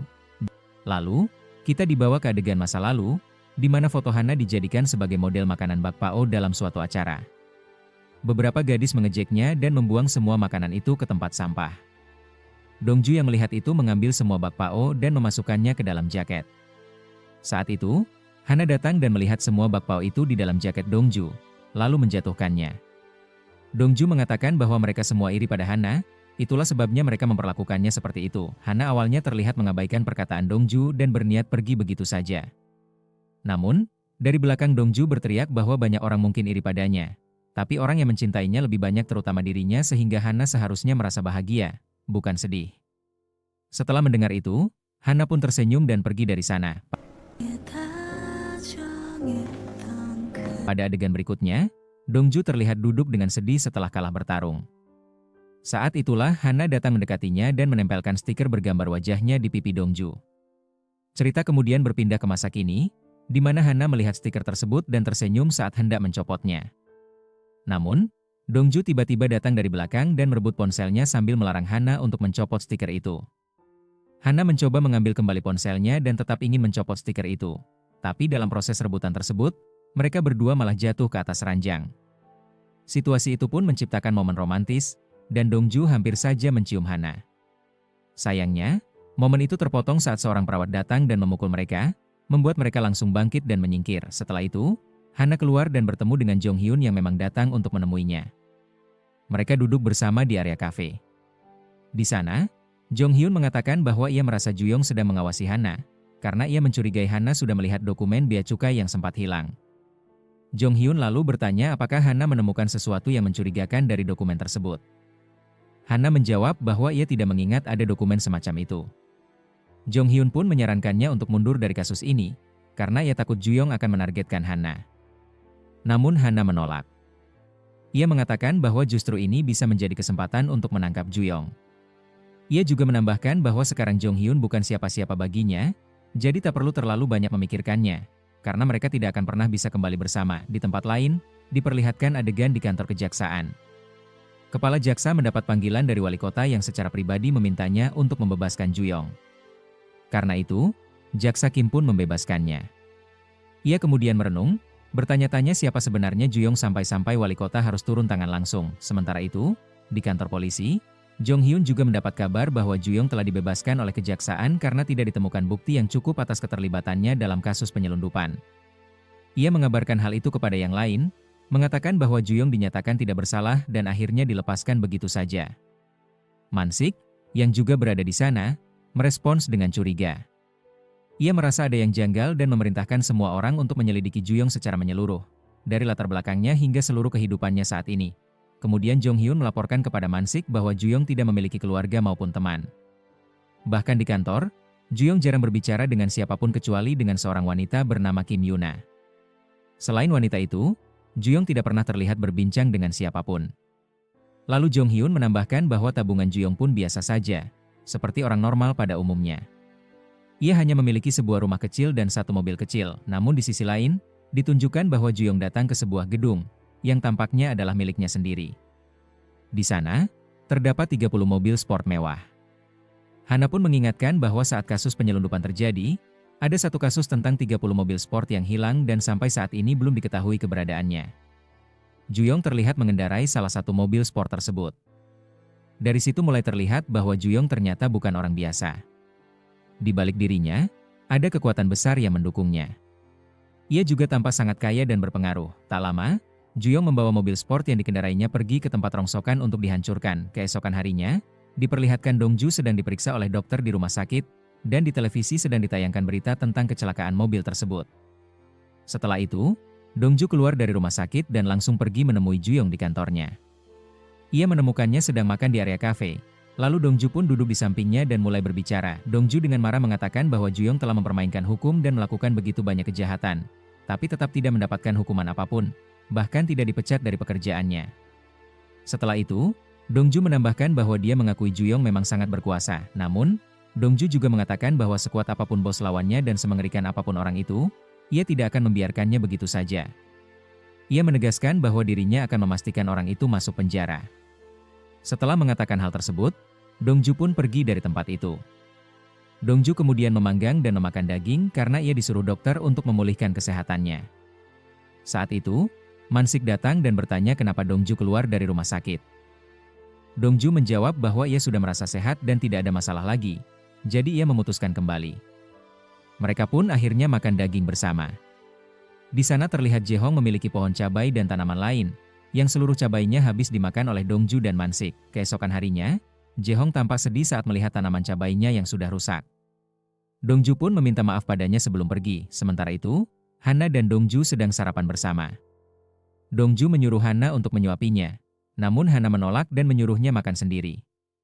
Lalu Hana bertanya mengapa Dongju rela mematahkan tangannya demi melindungi seseorang yang bahkan tidak peduli padanya.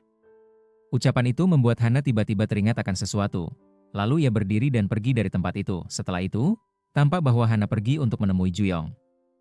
Ia mengancam Juyong dan mengatakan bahwa kadang-kadang saat sedang bertanding, ia tidak bisa melihat targetnya karena semuanya tampak kabur. Namun, jika ia fokus cukup lama pada satu titik, maka semuanya akan terlihat jelas. Sambil menyampaikan hal itu, ia memberikan kepada Juyong dan pergi dari tempat itu. Kemudian, Hana datang ke kantor. Dongju langsung menanyainya kemana ia pergi, dan bertanya apakah ia sempat menemui Juyong. Hana mengiyakan dan menjelaskan bahwa ada sebuah perusahaan yang berdiri sejak tahun 1972 dan telah tutup pada tahun 2009. Dan menurut dugaannya, Juyong mungkin memiliki hubungan dengan perusahaan tersebut. Ia juga mencurigai bahwa akar dari semua masalah ini bisa ditelusuri dari sana. Dongju kemudian memuji Hana dengan mengatakan bahwa dirinya luar biasa. Namun, ia juga memperingatkan agar Hana tidak lagi menemui Juyong sendirian. Ia meminta agar jika Hana ingin menemuinya lagi, maka ia harus memberitahunya, dan Dongju sendiri yang akan menemaninya. Sementara itu, Juyong tampak sedang membaca dokumen yang sebelumnya ditinggalkan oleh Hana. Di dokumen itu tertulis pesan, "Kalau kamu bisa kabur, maka kaburlah." Juyong pun bergumam bahwa gadis itu pasti memiliki sesuatu yang istimewa. Tak lama kemudian, seorang anak buah Juyong datang dan melapor bahwa bos besar dan orang Rusia yang mereka tunggu telah pergi. Namun, tentang gadis Filipina yang mereka cari, belum ada informasi. Ia menghilang setelah tiba di bandara dan tak pernah mencoba menghubungi mereka. Kemudian adegan beralih ke kantor polisi, di mana Dayong datang menemui tim penyidik. Ia mengatakan bahwa ia ingin membagikan beberapa informasi, dan mengusulkan agar mereka bekerja sama. Setelah disetujui, Dayong mengungkapkan tentang permen narkoba, bahwa walaupun semua barang bukti telah disita oleh kejaksaan, tapi mereka melewatkan satu hal, permen tersebut. Ia menjelaskan bahwa itu bukan permen biasa, melainkan jenis narkoba impor. Namun sekarang, narkoba jenis itu sudah mulai diproduksi juga di Korea. Ia menambahkan bahwa pencipta narkoba itu dikenal sebagai iblis narkoba yang disingkat Inarko, seseorang yang bukan warga lokal dan wajahnya belum pernah diketahui siapapun. Hanya ada satu ciri, dia memiliki tinggi sekitar 6 kaki. Kemudian diperlihatkan seorang pria setinggi sekitar 6 kaki dipukul oleh seorang gadis, yang ternyata adalah si Inarko itu sendiri. Ia merupakan wanita Filipina yang selama ini sedang dicari oleh Juyong. Ia membunuh orang-orang di tempat itu sambil mengungkapkan kemarahannya karena ada yang berani meniru permen miliknya. Sementara itu, Juyong menelepon wanita Filipina tersebut.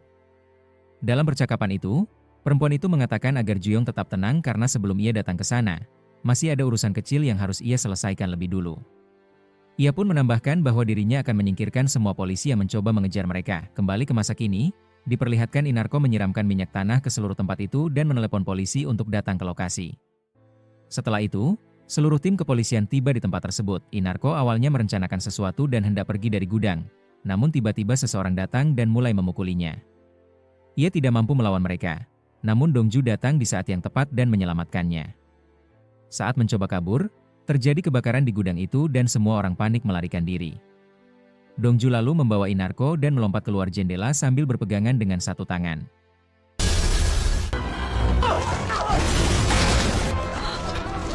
Inarko tampak sangat terkesan dengan keberanian Dongju. Kemudian, di tempat kejadian perkara, Jong Hyun mengatakan bahwa kemungkinan besar tidak ada bukti yang bisa ditemukan karena semuanya telah hangus terbakar. Namun, ia menduga bahwa tempat itu mungkin digunakan untuk penyelundupan perempuan, dan gadis yang mereka temukan bisa saja merupakan korban. Setelah itu, muncul seorang tokoh baru bernama Leo, seorang gangster yang belum dijelaskan latar belakangnya. Ia terlihat membunuh beberapa preman yang mencoba meniru narkobanya. Saat hendak pergi, seorang anak kecil menembaknya, namun Leo justru mendekat, menghancurkan senjatanya, dan menanyakan umur anak itu. Setelah mengetahui bahwa anak itu baru berusia 17 tahun, Leo berkata bahwa senjata tidak pantas ada di tangannya, dan memberinya kesempatan untuk keluar dari dunia kekerasan, sesuatu yang tidak semua orang dapatkan. Tindakan itu menunjukkan bahwa Leo tampaknya juga memiliki masa lalu kelam. Di kantor polisi, gadis yang mereka temukan sedang diperiksa, namun ia berpura-pura kehilangan ingatan. Saat Hana memberinya pakaian, gadis itu memperhatikan bahwa baju tersebut sangat mahal. Meskipun ia tidak mengatakan apa-apa, di tempat lain, Mansik sedang berdiskusi dengan timnya mengenai keamanan gadis itu. Mereka sepakat bahwa tidak bisa menempatkannya di kantor karena informasi bisa bocor. Maka, mereka memutuskan untuk menempatkannya di rumah salah satu dari mereka. Gadis itu malah memilih untuk tinggal bersama Dongju. Namun Hana tidak setuju dan mengatakan bahwa ia yang akan tinggal bersamanya. Akhirnya, Hana membawanya ke rumah dan menyediakan kamar, sambil mengatakan bahwa jika ada yang dibutuhkan, ia hanya perlu memanggil. Dongju juga berada di rumah itu. Saat Hana bertanya mengapa ia di sana, Dongju menjawab bahwa ia ditugaskan oleh Mansik untuk melindungi mereka berdua. Hana merasa aneh karena Dongju biasanya tidak menuruti perintah. Namun Dongju tidak menjawab. Di malam hari, Dongju memasak dan menyajikan makanan. Ia memberikan makanan terlebih dahulu kepada Hana, baru kemudian ke Inarko, yang tampak kesal. Ketika Dongju kesulitan mengambil daging, Inarko malah terlebih dahulu meletakkan daging itu ke piringnya Dongju. Hal ini membuat Hana dan Dongju terkejut. Malamnya, Dongju tertidur. Sementara Hana duduk di sampingnya dan teringat peringatan dokter bahwa pasien dalam kondisi seperti Dongju biasanya merasa telah sembuh, padahal masih membutuhkan perawatan intensif. Saat mengetahui Dongju demam, Hana merawatnya. Dari kejauhan, Inarko memperhatikan semua itu. Keesokan paginya, Dongju melihat tulisan, "Terima kasih," di perbannya. Lalu ditampilkan kilas balik saat Hana menulisnya malam sebelumnya. Dan Dongju tampak sangat bahagia. Di kamar mandi, Dongju berpura-pura ada kebakaran dan memanggil Hana. Saat Hana masuk, ia memeluk dan mencoba mencium Hana. Tetapi Hana malah memukulnya dan menyuruhnya segera bersiap karena mereka harus pergi. Sementara itu, Inarko yang duduk di luar mengatakan bahwa ia merasa Hana menyukai Dongju. Hana membantah dan menyebut bahwa dirinya tidak mungkin menyukai pria seperti Dongju. Namun Inarko tetap merasa bahwa Hana memang peduli dan nyaman bersamanya. Ia bahkan berharap bahwa perasaannya salah. Setelah itu, diperlihatkan adegan saat para polisi sedang mengikuti sesi pelatihan di bawah terik matahari. Hana tampak lemas, dan Dongju yang melihatnya berusaha melindunginya dari panas dengan menutupi kepalanya. Hana merasa bahagia karena sikap perhatian itu. Kemudian, Hana duduk di bangku dan Dongju datang membawakan banyak minuman. Ia mengatakan bahwa ia tidak tahu minuman apa yang disukai Hana, jadi ia membawakan semuanya. Hana pun teringat masa lalu saat ia pernah berkata bahwa ia tidak akan pernah menyukai Dongju. Namun kini, ia justru menarik Dongju dan menciumnya. Dalam hati, Hana berpikir bahwa mungkin ia memang gila, karena ternyata ia telah jatuh cinta padanya. Dongju pun tampak sangat bahagia, namun tiba-tiba ia pingsan. Setelah itu, diperlihatkan adegan di rumah sakit saat Dongju sedang diperiksa oleh dokter. Dokter menyatakan bahwa Dongju tidak mengalami luka serius, hanya merasa lemas dan pusing akibat terpapar sinar matahari, sehingga ia sempat pingsan. Namun, Dongju sama sekali tidak memikirkan kondisinya sendiri. Ia justru terus menatap Hana sambil tersenyum, membuat orang-orang di sekitarnya heran dan ikut menoleh ke arah Hana. Di kantor polisi, para petugas sedang menyelidiki informasi mengenai Juyong. Mereka akhirnya mengetahui bahwa Juyong ternyata sudah mengetahui sebelumnya bahwa mobil itu akan ditemukan. Oleh karena itu, Juyong telah lebih dulu menghapus semua rekam jejaknya. Sementara itu, terlihat bahwa seseorang sempat menelepon Juyong untuk memberitahunya berbagai informasi. Pada adegan selanjutnya, Dongju terlihat mengajak Hana untuk ikut dengannya dalam proses penyelidikan. namun Hana menolak. Dongju lalu mengancam bahwa jika Hana tidak ikut, maka ia akan memberitahu semua orang bahwa Hana telah menciumnya. Karena terdesak, Hana akhirnya bersedia ikut dengannya. Kemudian, Dongju dan Hana pergi ke lokasi tempat Juyong sebelumnya melarikan diri dengan mobil. Mereka menduga bahwa seseorang telah menelepon Juyong dan memberitahu soal keberadaan mobil tersebut. Namun, setelah memeriksa catatan panggilan, tidak ditemukan petunjuk apapun. Hal itu membuat mereka menyimpulkan bahwa Juyong kemungkinan menggunakan ponsel sekali pakai yang kemudian ia buang. Dongju mulai mencari di sekitar lokasi dan menemukan setengah bagian dari ponsel tersebut. Ia menunjukkan potongan ponsel itu kepada Hana dan menduga bahwa bagian lainnya jatuh ke dalam saluran air. Untuk memastikan, Dongju menuangkan air ke dalam saluran guna melihat arah aliran, lalu menyusurinya. Namun, tiba-tiba Hana kehilangan jejaknya dan mencoba menghubunginya lewat telepon, tetapi tidak diangkat. Saat mereka bertemu kembali, Dongju terlihat sedang berbaring di lantai. Hana kemudian bertanya apa yang terjadi, dan Dongju menjelaskan bahwa ia berhasil menemukan ponselnya, tetapi tangannya terjepit. Pada momen itu, Hana mengatakan bahwa ia ingin mengungkapkan sesuatu. Ia mengaku bahwa saat itu pikirannya kacau dan ia kehilangan kendali, sehingga ia mencium Dongju.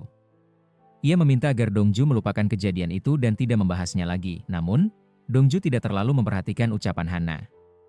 Ia justru mengeluh bahwa cuaca sangat panas dan ia ingin makan sosis.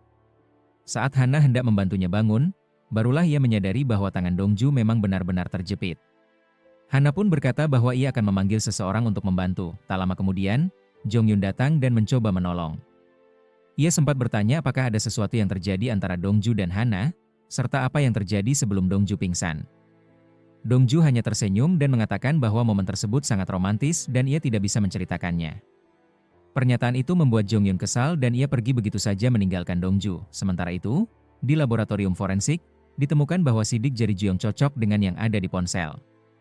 Semua orang tampak sangat senang dan Mansik pun memuji kerja tim tersebut. Di tempat lain, Ibu Yong yang datang ke restorannya. Saat ia tiba, ia melihat beberapa anak sedang membersihkan dinding bagian luar restoran.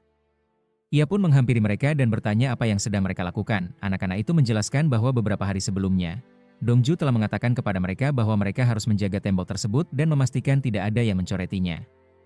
Dongju bahkan mengancam, jika ia melihat ada coretan, ia akan datang dan menangkap mereka. Setelah itu, Dongju juga membelikan mereka es krim. Ibu Gyeong-il tampak tersentuh dengan apa yang dilakukan Dongju dan mengirimi pesan yang memintanya untuk datang ke restorannya besok malam.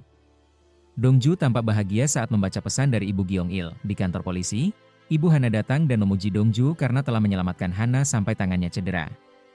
Ia juga mengucapkan terima kasih dan memberikan hadiah berupa air purifier yang ia peroleh dari perusahaan asuransi tempat Dongju membeli polis. Dongju menerima hadiah itu sambil berterima kasih, lalu masuk ke kantor dan memamerkannya di hadapan semua orang. Ia sengaja mengatakan bahwa hadiah itu diberikan oleh Ibu Hana, dengan maksud menyindir Jong Hyun. Namun, Jong Hyun kemudian juga mengeluarkan air purifier miliknya yang ternyata jauh lebih besar dan juga diberikan oleh Ibu Hana karena ia juga membeli polis yang sama. Saat Hana datang, mereka berdua buru-buru menyembunyikan alat itu, namun Hana curiga kalau mereka membeli asuransi dari ibunya. Sementara itu, Inarko yang terjebak di sebuah rumah dan mengamati para petugas dari jendela. Ia terlihat bingung dan tidak tahu bagaimana caranya melarikan diri. Kemudian, Hana pulang ke rumah dan mendapati ibunya ada di sana. Saat Hana bertanya kenapa ibunya datang, ibunya menjawab bahwa ia datang untuk makan malam bersama. Hana lalu menanyakan alasan ibunya menjual polis asuransi kepada Dongju dan Jong Hyun serta mengapa ibunya masih berhubungan dengan mereka. Ibunya menjelaskan bahwa bukan ia yang menawarkan, melainkan mereka yang datang sendiri memintanya. Hana lalu bertanya tentang kematian ayah mereka, namun ibunya enggan menjawab. Ia hanya mengatakan bahwa meskipun ayah Hana adalah ayah yang baik, ia bukanlah suami yang baik, dan ia tidak ingin mengingat hal-hal yang menyakitkan itu lagi. Jawaban tersebut membuat Hana marah dan ia pun pergi meninggalkan rumah. Di jalan, Hana membeli sosis untuk Dongju. Saat berjalan, ia melihat anak anjing yang dulu dibawa Dongju. Ketika ia bertanya kepada tetangganya mengenai nama anjing itu, tetangganya menjawab bahwa ia belum memberinya nama. Hana pun memutuskan untuk menamainya Dongju. Tak lama, Hana bertemu Jong Hyun di jalan. Ia langsung menegur Jong Hyun dan bertanya kenapa masih berbicara dengan ibunya. Padahal menurutnya sudah tidak ada lagi hubungan antara mereka berdua dan tidak akan pernah ada lagi. Ia meminta Jong Hyun agar tidak berbicara lagi dengan ibunya. Saat itu, Dongju datang dari arah belakang dan merasa sangat senang setelah melihat Hana membawa sosis untuknya. Mereka lalu masuk rumah, Mansik dan anggota polisi lainnya mendengar kesaksian dari Inarko di mana tempat penyimpanan obat. Di sana, Inarko berbohong kalau ia mengingat sesuatu, dan mulai menceritakan bahwa orang-orang yang menculiknya adalah bagian dari sebuah transaksi narkoba. Mereka kemudian berdiskusi mengenai transaksi yang akan dilakukan di pelabuhan pada keesokan paginya.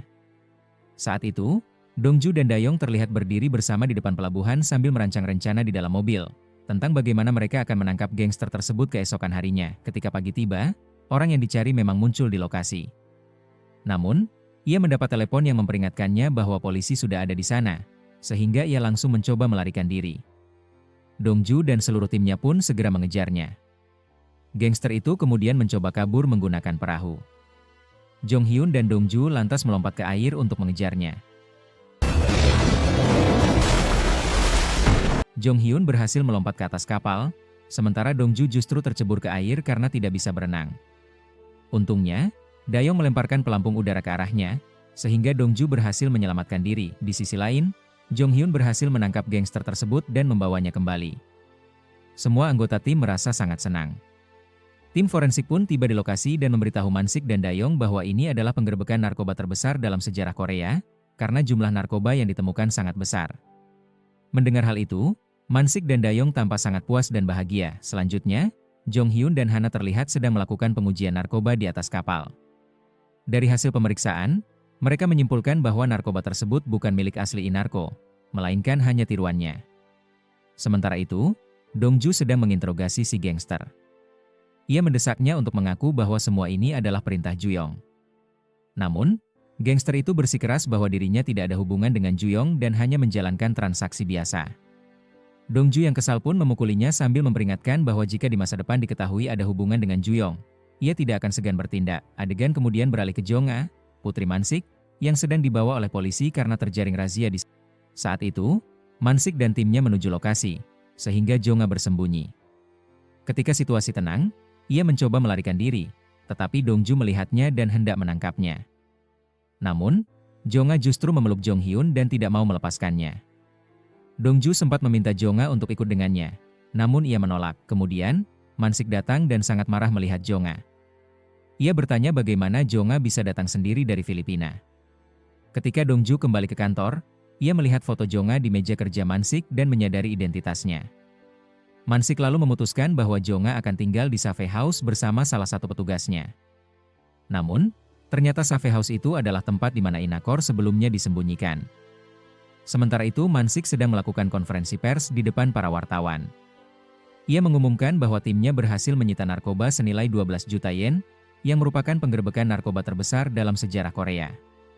Saat wawancara berlangsung, Hana, Jong Hyun, dan Dongju datang dan memanggil Mansik. Mereka memberitahu bahwa perusahaan ekspor-impor tempat narkoba itu dikirim adalah milik Angnya Wali Kota, dan kemungkinan besar Juyong melakukan semua itu atas perintah Wali Kota. Mendengar hal tersebut, Mansik tampak sangat terkejut mengingat Wali Kota dan komisaris dikenal sebagai dua sahabat dekat. Saat itu terlihat mereka bermain tenis bersama. Meski dalam hati komisaris tidak menyukai Wali Kota, ia tetap bersikap hormat karena posisinya.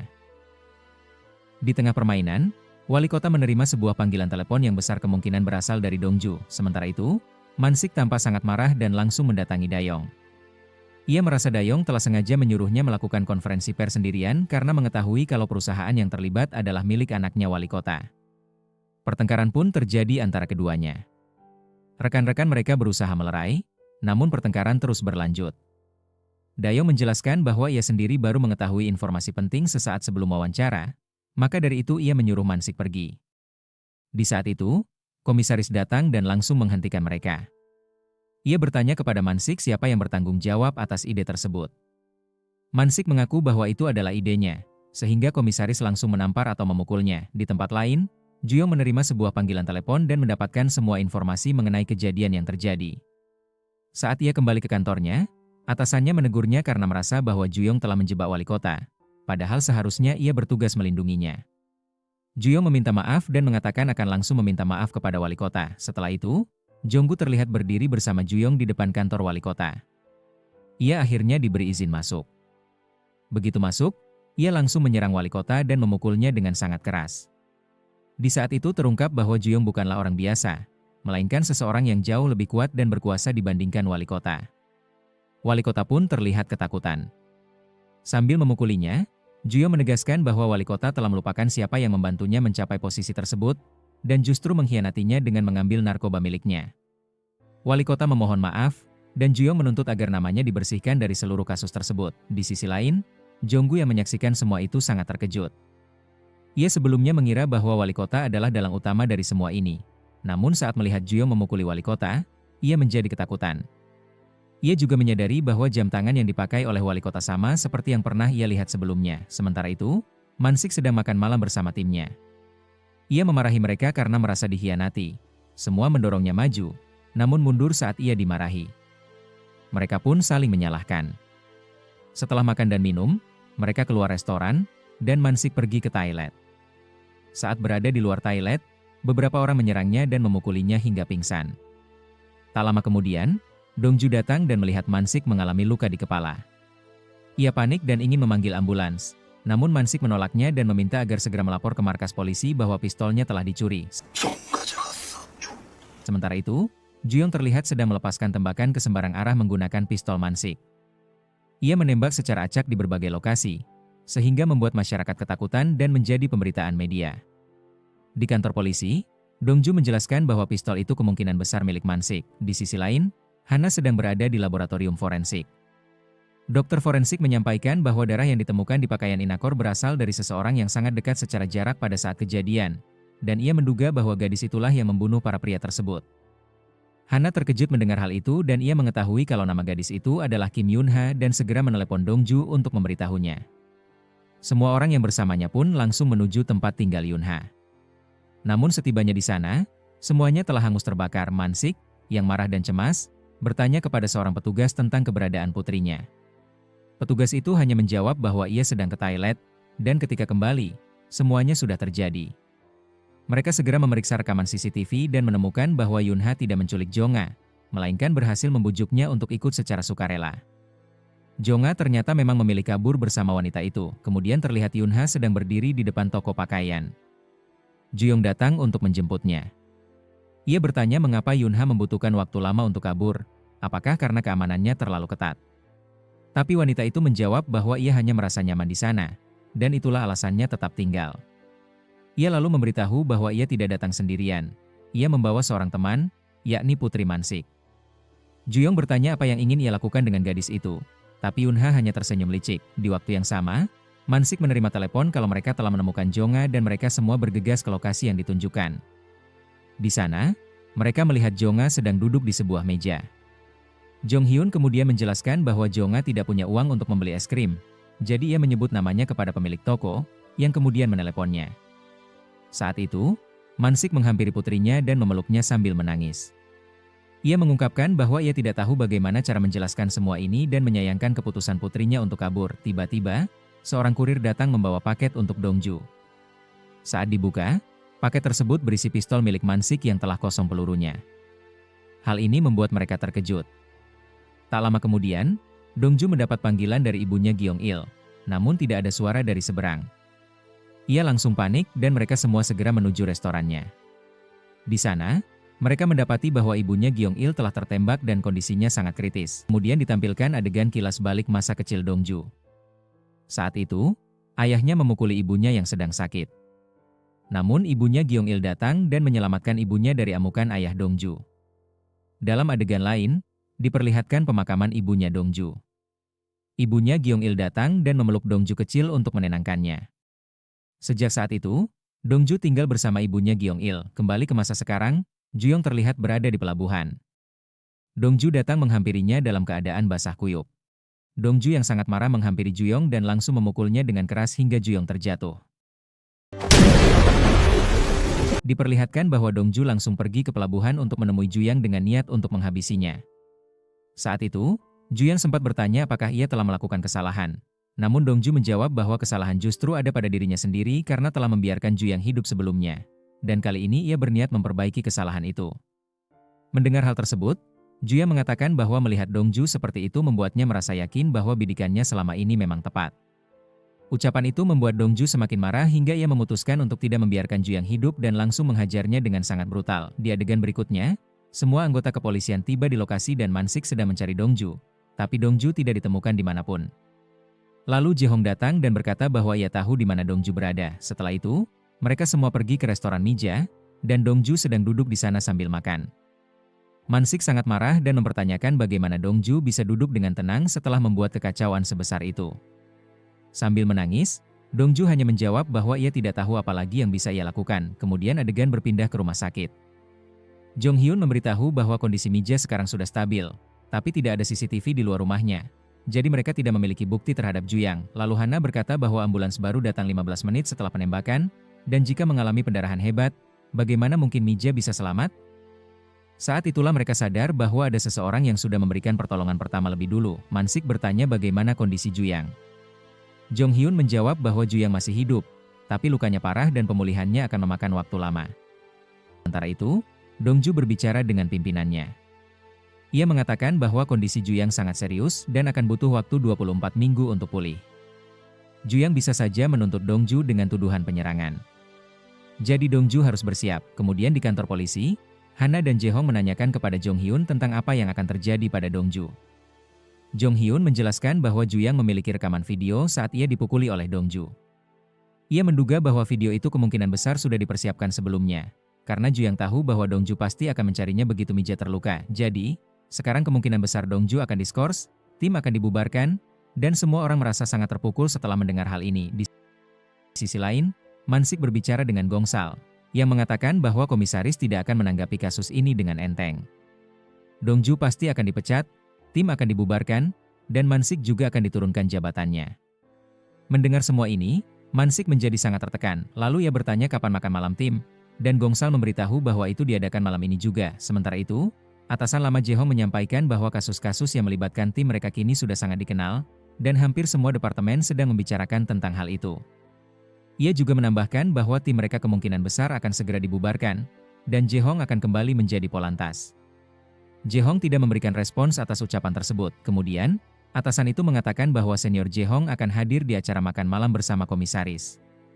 Ia mengungkapkan bahwa Mansik sengaja akan membiarkan dirinya dipukuli oleh komisaris demi mencegah pembubaran tim mereka.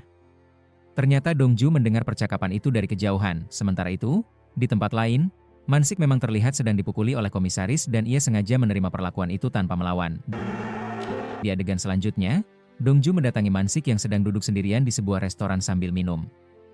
Dongju bertanya mengapa ia ada di sana, dan Mansik menjelaskan bahwa Dongju tidak perlu khawatir karena pekerjaannya tidak akan dicabut dan tim mereka juga tidak akan dibubarkan. Ia mengatakan bahwa ia sudah mengurus semuanya. Mendengar hal tersebut, Dongju merasa marah dan mempertanyakan mengapa Mansik harus melakukan hal seperti itu. Namun Mansik menegaskan bahwa semua ini bukan kesalahan Dongju, dan sebagai seorang senior, ia memang harus bertanggung jawab. Ia meminta Dongju untuk tidak terlalu memikirkannya. Dongju lalu mengatakan bahwa dirinya akan mengundurkan diri secara sukarela agar orang-orang lain tidak terkena dampak dari kasus itu. Mendengar ucapan tersebut, Mansik menjadi kesal dan menyatakan bahwa Dongju adalah seorang petarung, bahkan pernah menjadi juara nasional. Ia bertanya apakah Dongju benar-benar ingin menyerah sebelum bertarung dan membuat Juyang merasa telah menang. Mansik mengaku tidak akan membiarkan hal itu terjadi. Setelah itu, Mansik meminta Dongju untuk mengoleskan salep pada lukanya. Saat sedang membantu, Dongju melihat sapu tangan milik Mansik dan bertanya mengapa ia masih menggunakannya. Mansik menjelaskan bahwa sapu tangan itu adalah pemberian istrinya. Ia mengaitkan keberuntungan sapu tangan tersebut dengan keberhasilannya meraih medali perunggu dalam kejuaraan internasional, sehingga benda itu menjadi sangat berharga baginya. Kemudian, diperlihatkan bahwa Hana datang ke rumah sakit sambil membawa semua barang milik Dongju. Saat Dongju mendekat dan duduk di sampingnya, Hana menyampaikan bahwa Dongju tidak perlu bersedih, karena tidak ada seorang pun yang menyalahkannya. Ia meyakinkan bahwa apa yang dilakukan Dongju sudah tepat dan meminta agar Dongju tidak khawatir. Setelah itu, Hana memberikan headset miliknya dan pergi setelah mengucapkan salam perpisahan. Keesokan harinya, Dayang datang untuk menemui Mansik dan menyerahkan sebuah berkas yang berisi foto-foto paspor palsu milik Yunha. Ia mengatakan bahwa perempuan tersebut sangat licik dan telah membuat banyak paspor palsu. Menurutnya, jika mereka bisa menangkap pembuat paspor tersebut, maka mereka bisa menelusuri jejak perempuan itu. Setelah menerima informasi itu, mereka segera mengambil tindakan. Mansik dan Jongyeon pergi mencari pembuat paspor palsu itu, sementara Hana dan Jehong ditugaskan untuk melakukan riset secara daring. Ketika Mansik dan Jongyeon hendak berangkat, Dongju datang dan memohon agar diperbolehkan ikut. Jongyeon menyarankan agar Dongju dibawa serta, dan Mansik akhirnya setuju. Mereka pun pergi bersama. Sementara itu, seorang pembuat paspor palsu sedang memotret paspor milik para turis asing untuk dijadikan duplikat. Saat itu Dongju datang dan mereka berhasil menangkap orang tersebut. Saat diinterogasi, orang itu mengaku bahwa ia hanyalah seorang suruhan, dan otak di balik semua ini adalah orang lain. Mereka kemudian membawanya ke kantor polisi dan menunjukkan foto-foto para kriminal dari database untuk membantunya mengidentifikasi pelaku utama yang sebenarnya. Dongju belum berhasil menemukan orang yang dicari sepanjang malam. Meski hari telah berganti, pencarian tersebut belum membuahkan hasil. Namun, Dongju tidak menyerah dan terus mencarinya. Akhirnya, secara tak terduga, ia menemukan pria yang merupakan bos dari kelompok tersebut. Ia segera memberitahu rekan-rekannya bahwa pria itu adalah pemimpin mereka yang bernama Daepodong. Sementara itu, Yunha datang menemui Juyong dan menanyakan keberadaan seorang gadis. Namun, Juyong menolak untuk memberitahukan lokasinya dan mengatakan bahwa ia akan mengatakannya setelah Yunha membuat narkoba yang diminta. Juyong juga mempertanyakan bagaimana Bu Mija dari restoran bisa selamat padahal sudah ditembak olehnya. Kemudian, sebuah kilas balik menunjukkan bahwa Juyonglah yang sebenarnya menembak Mija di restoran, lalu pergi meninggalkannya. Namun, ternyata Juyong yang saat itu bersama Yunha juga berada di tempat itu dan diam-diam Yunha menggunakan ponsel Mija untuk menghubungi Dongju serta memberikan pertolongan pertama kepada Mija, yang akhirnya membuat nyawanya tertolong. Namun, Yunha tidak mengungkapkan hal ini kepada Juyong. Setelah itu, terlihat Juyong telah diizinkan keluar dari rumah sakit dan Jonggu menjemputnya. Di kantor polisi, Dongju dan timnya masih belum berhasil keberadaan si pembuat paspor palsu, yang membuatnya sangat frustrasi. Di tengah kebingungan itu, ia menerima telepon. Adegan berlanjut ke rumah sakit, di mana Juyang datang menjenguk Mija. Saat itu, Dongju dan Hana juga tiba di sana. Dongju langsung marah dan mempertanyakan keberanian Juyang datang ke tempat itu. Namun, Juyang malah mempermainkannya dan mengatakan bahwa ia hanya ingin memastikan apakah Mija masih hidup atau tidak. Dongju semakin emosi, menjatuhkan keranjang buah milik Juyang, dan mengancam bahwa suatu hari ia akan menembaknya juga. Juyang kemudian menyampaikan bahwa jika Mija sadar dan mengingat wajahnya, maka lebih baik dia diam agar tetap hidup, karena tidak ada hukum yang bisa menyentuhnya.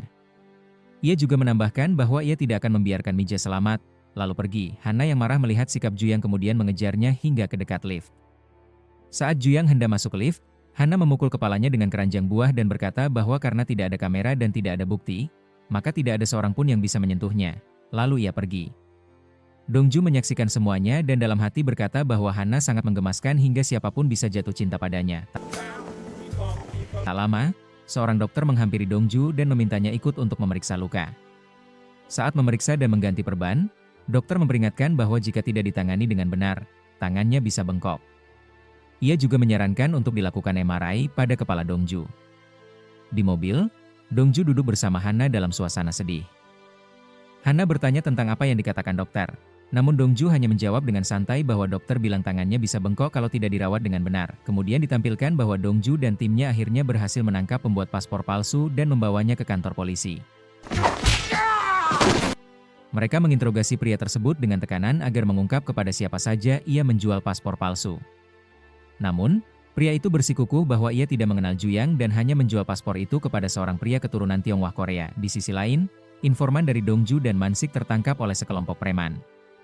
Mereka membawanya ke Leo, seorang mafia Rusia, yang langsung menembaknya mati karena dianggap membocorkan informasi kepada polisi. Sementara itu, Hana dan Jehong berada di sekitar lokasi kejadian dan mendengar suara tembakan. Mereka segera mengejar Leo dengan mobil. Saat Leo menyadari bahwa dirinya diikuti, ia meminta bawahannya untuk melaju dengan cepat. Jehong berusaha melacak nomor kendaraan Leo, namun ternyata kendaraan itu tidak terdaftar secara resmi. Leo lalu menembaki mobil mereka hingga ban mobil mereka pecah. Selanjutnya, polisi tiba di lokasi penembakan dan menemukan jasad informan tersebut. Di kantor polisi, Mansik dan timnya menyusun koneksi antara para pelaku kejahatan dan menyimpulkan bahwa jaringan Juyang terdiri dari 4-5 orang, termasuk seorang mafia Tiongkok yang menyuplai obat dan senjata dari Cina. Mereka juga menemukan bahwa mafia Rusia terlibat dalam penyelundupan emas dan narkoba. Jonggu, salah satu kaki tangan Juyang, menjadi pengatur operasional mereka, sementara Yunha bertugas membuat narkoba. Semua operasi dikendalikan oleh Juyang. Saat mereka sedang membahas rencana tersebut, komisaris tiba-tiba datang. Mereka segera menutupi pembicaraan tersebut. Komisaris kemudian berbicara langsung dengan Dongju, mengatakan bahwa kemarahannya sudah kelewat batas dan bahwa ia harus siap menerima konsekuensinya. Sementara itu, Gongsu menyampaikan kepada Mansik bahwa timnya akan dibubarkan dalam waktu 1 minggu dan memintanya untuk bersiap. Di sisi lain, Juyang tampak mengadakan pertemuan dengan rekan-rekannya. Para anggota sindikat tampak khawatir karena sebagian besar stok narkoba mereka telah disita polisi dan mereka kini tengah diburu. Namun, Juyang menenangkan mereka dan berjanji akan menangani semua masalah itu sendiri, sedangkan tim Mansik terlihat sedang makan malam di restoran dalam suasana murung.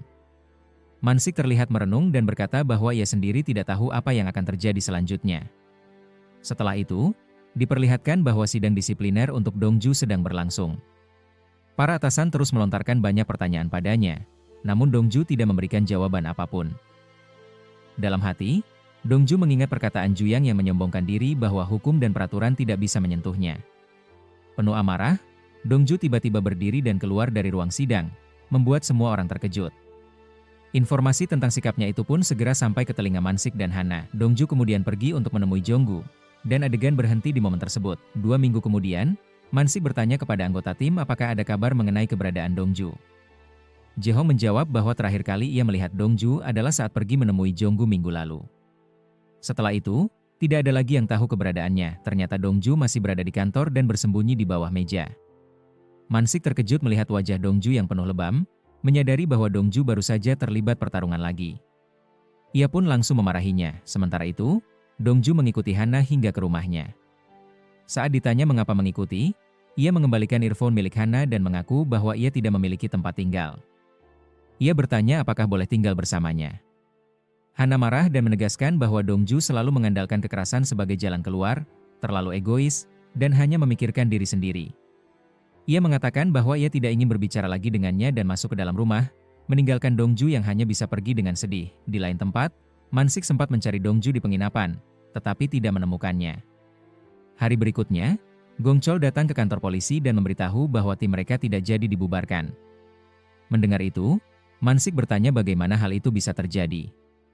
Gongchol menduga bahwa Dongju pasti telah membuat kesepakatan dengan Jongwoo. Dalam kilas balik, diperlihatkan bahwa Dongju memang datang bersama Jonggu untuk menemui Juyang. Ia meminta Juyang untuk memukulinya sebanyak yang ia lakukan sebelumnya, asalkan Juyang tidak membubarkan tim mereka.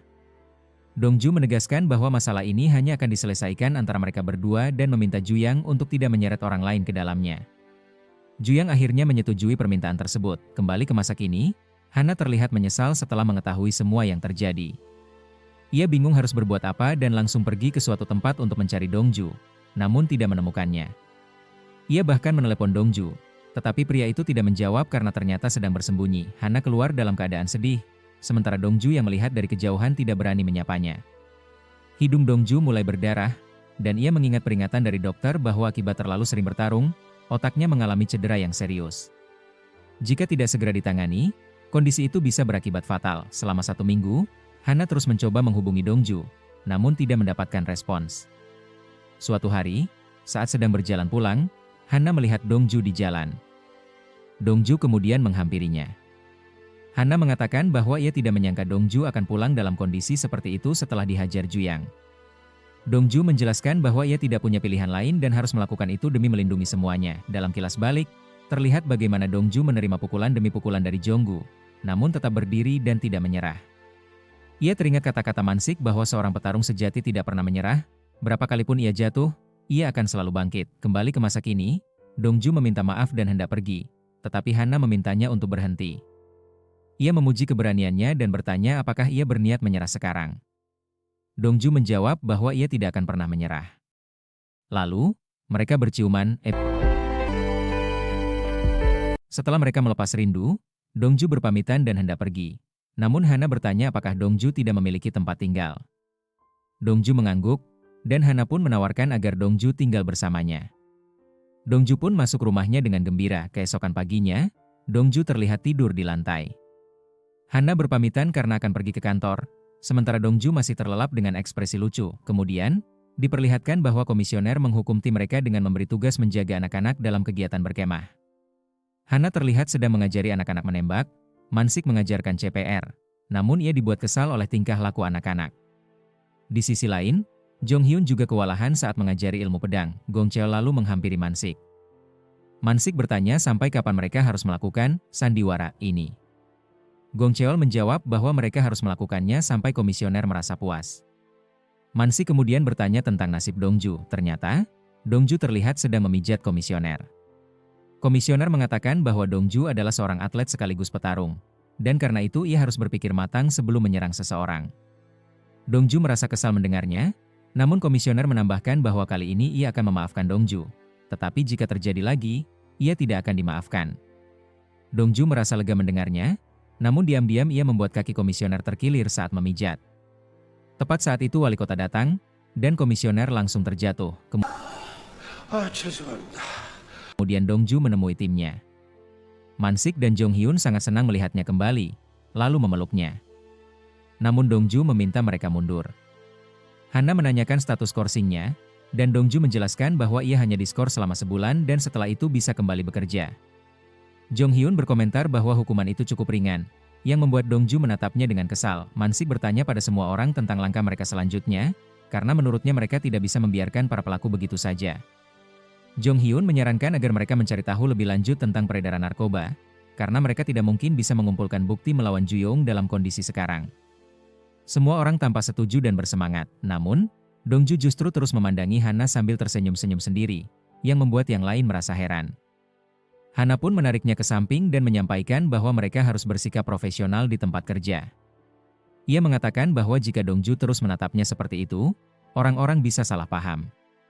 Dongju kemudian mendekatinya dan mengatakan bahwa tidak ada yang salah paham, dan hanya Hana yang menganggap demikian. Ia bertanya mengapa Hana terlihat takut padanya.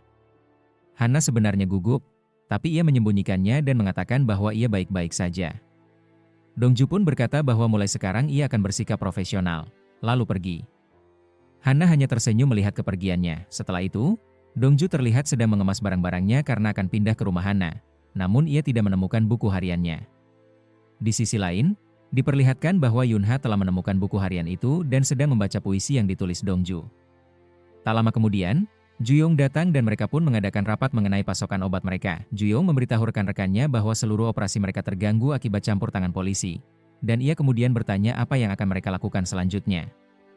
Ia meyakinkan mereka agar tidak perlu khawatir karena ia telah mengatur ulang pengiriman narkoba. Saat itu, Leo mempertanyakan mengapa Dongju belum juga dihabisi. Menurutnya, Ju-young seharusnya sudah menyingkirkannya sejak lama. Namun Ju-young menjawab bahwa ia justru semakin menikmati permainan ini, karena mengalahkan Dongju terasa sangat menyenangkan baginya. Sementara itu, terlihat para polisi sedang menyelidiki kasus narkoba. Di tengah penyelidikan itu, detektif Da yang datang membawa sebuah berkas kasus pembunuhan. Ia menjelaskan bahwa hingga saat ini mereka belum menemukan jasad korban. Namun darah yang ditemukan di lokasi kejadian ternyata milik informan mereka sendiri, yang membuat semua orang terkejut. Sementara itu, Mansik terlihat sangat gatal dan terus menggaruk punggungnya. Dongju, yang melihat itu, bertanya apa yang terjadi padanya. Saat memeriksa punggung Mansik, ia menemukan banyak ruam merah. Mansik menjelaskan bahwa saat mereka menemukan narkoba, ada semut di dalamnya dan salah satu semut itu menggigitnya. Setelah diperiksa lebih lanjut, mereka menyadari bahwa semut tersebut berasal dari Rusia, sangat beracun, dan bahkan bisa menyebabkan kematian. Meskipun begitu, Mansik mengabaikan peringatan mereka dan bersikeras bahwa dirinya baik-baik saja. Namun begitu ia hendak pergi, ia mendadak pingsan di rumah sakit. Dokter memeriksa Mansik dan menyimpulkan bahwa kondisinya tidak parah.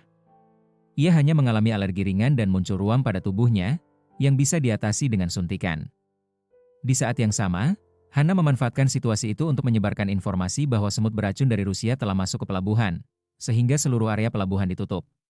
Mendengar semua itu, Mansik berusaha bangkit dan berkata bahwa ia akan mengurus semuanya sendiri. Namun baru berjalan beberapa langkah, ia kembali terjatuh. Di sisi lain, terlihat Ju-young sedang bersama bosnya dan juga Jonggu.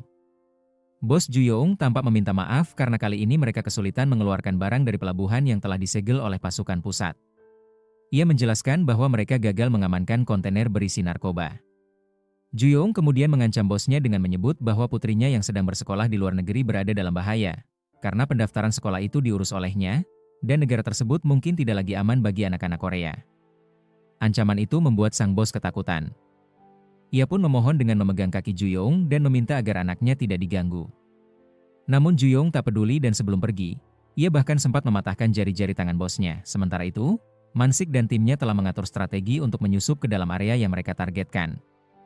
Dongju, Hana, Jong Hyun, dan Jae-hong bersiap masuk ke dalam. Namun pakaian Jae-hong tidak muat dan robek. Karena itu, Man-sik memutuskan bahwa ia dan Jae-hong akan membantu dari luar, sedangkan Dong-ju, Hana, dan Jong Hyun akan masuk ke dalam. Ketiganya pun mulai menyusuri tempat tersebut dan mencari kontainer yang mereka curigai berisi narkoba. Di dalam lokasi itu, ternyata ada satu orang asing lain yang tidak mereka kenal. Saat Dong-ju mengikuti pria itu, ia akhirnya berhasil menangkapnya. Dan diketahui bahwa orang tersebut adalah Yun-ha yang selama ini mereka cari. Hai, good boy. Annyeong. Mereka pun membawanya untuk diinterogasi, namun saat itu, Yun-ha berkata kepada Jong Hyun bahwa ia belum sadar juga bahwa aroma sampo yang digunakan Dong-ju dan Hana sama.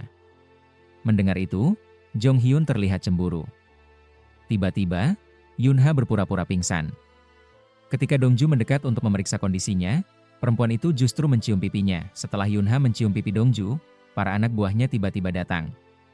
Untuk melindungi Hana, Dong-ju langsung memeluknya dan membawa Hana kabur dari tempat itu. Di adegan selanjutnya, Dong-ju berhasil menemukan kontainer berisi narkoba. Mereka pun segera menyegelnya. Namun kemudian diketahui bahwa Jong Hyun juga digigit oleh semut beracun yang sama. Ia segera dibawa ke dokter. Saat dokter hendak menyuntiknya, Jong Hyun tampak ketakutan dan kondisinya memburuk karena fobia terhadap jarum suntik. Ia terus berontak dan menolak disuntik, hingga akhirnya Dong-ju memukulnya sampai pingsan agar dokter bisa memberikan suntikan. Keesokan harinya, komisioner dan Gong Cheol terlihat sedang minum teh bersama. Namun komisioner tersedak karena suara klakson truk yang sangat keras. Ternyata truk tersebut dikendarai oleh Dong-ju dan Man-sik, dan keduanya tampak sangat gembira. Kemudian diperlihatkan seluruh tim sedang makan malam bersama. Dong-ju terlihat menyendokkan makanan untuk Hana, dan Hana memakannya dengan senang hati. Pemandangan ini membuat Jong Hyun merasa sangat cemburu. Setelah makan, saat mereka hendak pulang, Dong-ju terlihat berjalan bersama Hana. Dari situ, Jong Hyun menyadari bahwa Dong-ju pasti akan bermalam di rumah Hana. Jong Hyun kemudian mencegat Dong-ju dan menuduhnya tidak memiliki tempat tinggal. Ia pun memaksa Dong-ju untuk tinggal di rumahnya.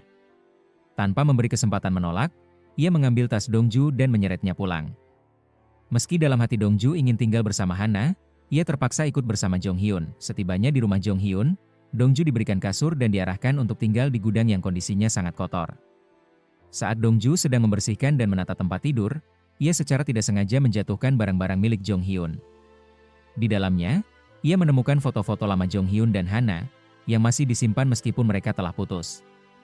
Dong-ju merasa bahwa seharusnya semua kenangan itu sudah dibuang. Tak lama, Dong-ju juga menemukan artikel lama miliknya sendiri, yang memberitakan bahwa ia hanya mendapat medali perak karena cedera di mata kirinya. Hal ini membawanya ke kenangan masa lalu, di mana ia hadir di pertandingan Jong Hyun dan dengan iseng menunjukkan medali emasnya untuk membuat saingannya iri. Saat pertandingan, lawan Jong Hyun secara tidak sengaja melukai matanya. Adegan kemudian kembali ke masa sekarang,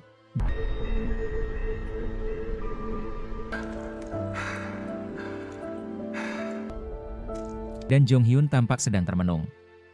Dalam kilas balik, diperlihatkan bahwa ia pernah mengunjungi rumah Hana, namun Hana sedang tidak ada.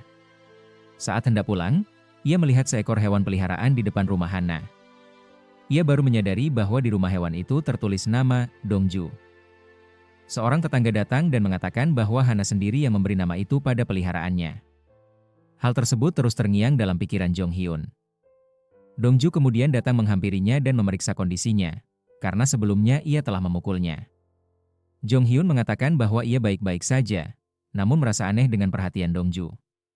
Meski begitu, Dong-ju tetap memaksa mengobatinya. Di sisi lain, Ju-yong sedang rapat dengan seluruh timnya. Ia sangat marah karena seluruh pasokan narkoba mereka disita oleh polisi. Anak buahnya mempertanyakan bagaimana mereka akan mengatur transaksi berikutnya. Ju-yong menjelaskan bahwa ia mengetahui lokasi dan waktu perpindahan narkoba tersebut, dan berencana untuk membajak truk di tengah perjalanan agar barang itu kembali dalam kendali mereka. Namun tiba-tiba terdengar suara dari mobil Leo. Saat mereka memeriksanya, mereka menemukan informan Man-sik bersembunyi di dalam mobil dan memohon agar nyawanya diselamatkan. Dalam kilas balik, diperlihatkan bahwa saat Leo hampir menembak informan tersebut, ibunya menelepon. Leo mengangkat telepon dan berbicara dengan ibunya, yang sempat menasihatinya untuk tidak membunuh siapapun. Leo pada akhirnya memutuskan untuk tidak membunuh informan Man-sik. Ia mengatakan bahwa ia tidak akan membunuh siapapun, lalu membiarkan informan itu pergi. Setelah itu, Ju-yong bertanya apakah si informan sempat mendengar percakapan mereka. namun informan itu menyangkalnya. Jawaban itu membuat Ju-yong marah dan ia langsung menusuk kaki informan tersebut dengan pisau. Meski terluka, informan itu berhasil kabur. Keesokan harinya, Mansik mengirim Hana dan Jong Hyun untuk mengawal kontainer narkoba ke tempat penyimpanan barang bukti. Setelah mereka berangkat, Mansik menerima telepon dan segera pergi bersama Dongju ke rumah sakit, tempat informannya dirawat. Di sana, informan itu menceritakan bahwa nyawanya benar-benar terancam dan ia merasa seperti baru saja kembali dari neraka. Ia mengatakan bahwa hanya dirinya yang tahu bagaimana ia bisa selamat. Ketika ditanya apa yang ia dengar di lokasi sebelumnya, ia menjelaskan bahwa Ju-yong berencana untuk membajak kontainer narkoba di tengah perjalanan dan telah menyiapkan rencana untuk itu. Mendengar hal itu, Dongju dan Mansik langsung bergerak cepat. Tak lama kemudian, Jae-ho menghubungi Mansik dan memberitahu bahwa hampir seluruh pasukan polisi dikerahkan untuk mengatasi unjuk rasa, dan hal itu adalah perintah langsung dari komisioner. Di sisi lain, terungkap bahwa unjuk rasa tersebut sengaja diciptakan oleh pihak Ju-yong sebagai pengalih perhatian. Dongju dan Mansik kemudian menelepon Hana dan Jong Hyun untuk memeriksa keadaan mereka. Keduanya mengatakan bahwa situasi masih terkendali dan mereka sedang bersiap masuk ke dalam terowongan. Namun, tiba-tiba Mansik mendapat panggilan lain dari Donggeon yang melaporkan bahwa informan mereka tidak ada di rumah sakit. Lalu ditampilkan kilas balik yang memperlihatkan bagaimana sebenarnya Ju-yong menangkap kembali si informan saat ia mencoba kabur. Ju-yong menyuruhnya untuk menyampaikan informasi palsu kepada Mansik dan Dongju jika ia ingin tetap hidup. Informan itu pun setuju. Sementara itu, Mansik dan Dongju mulai menyadari bahwa semua ini adalah bagian dari rencana Ju-yong. Jae-hong, yang masih bersama polisi tersisa, juga segera bergerak menuju lokasi untuk memberi bantuan. Di sisi lain, mobil Jong Hyun mengalami kecelakaan yang diduga disengaja, dan mobil Hana meledak karena dipasangi bom.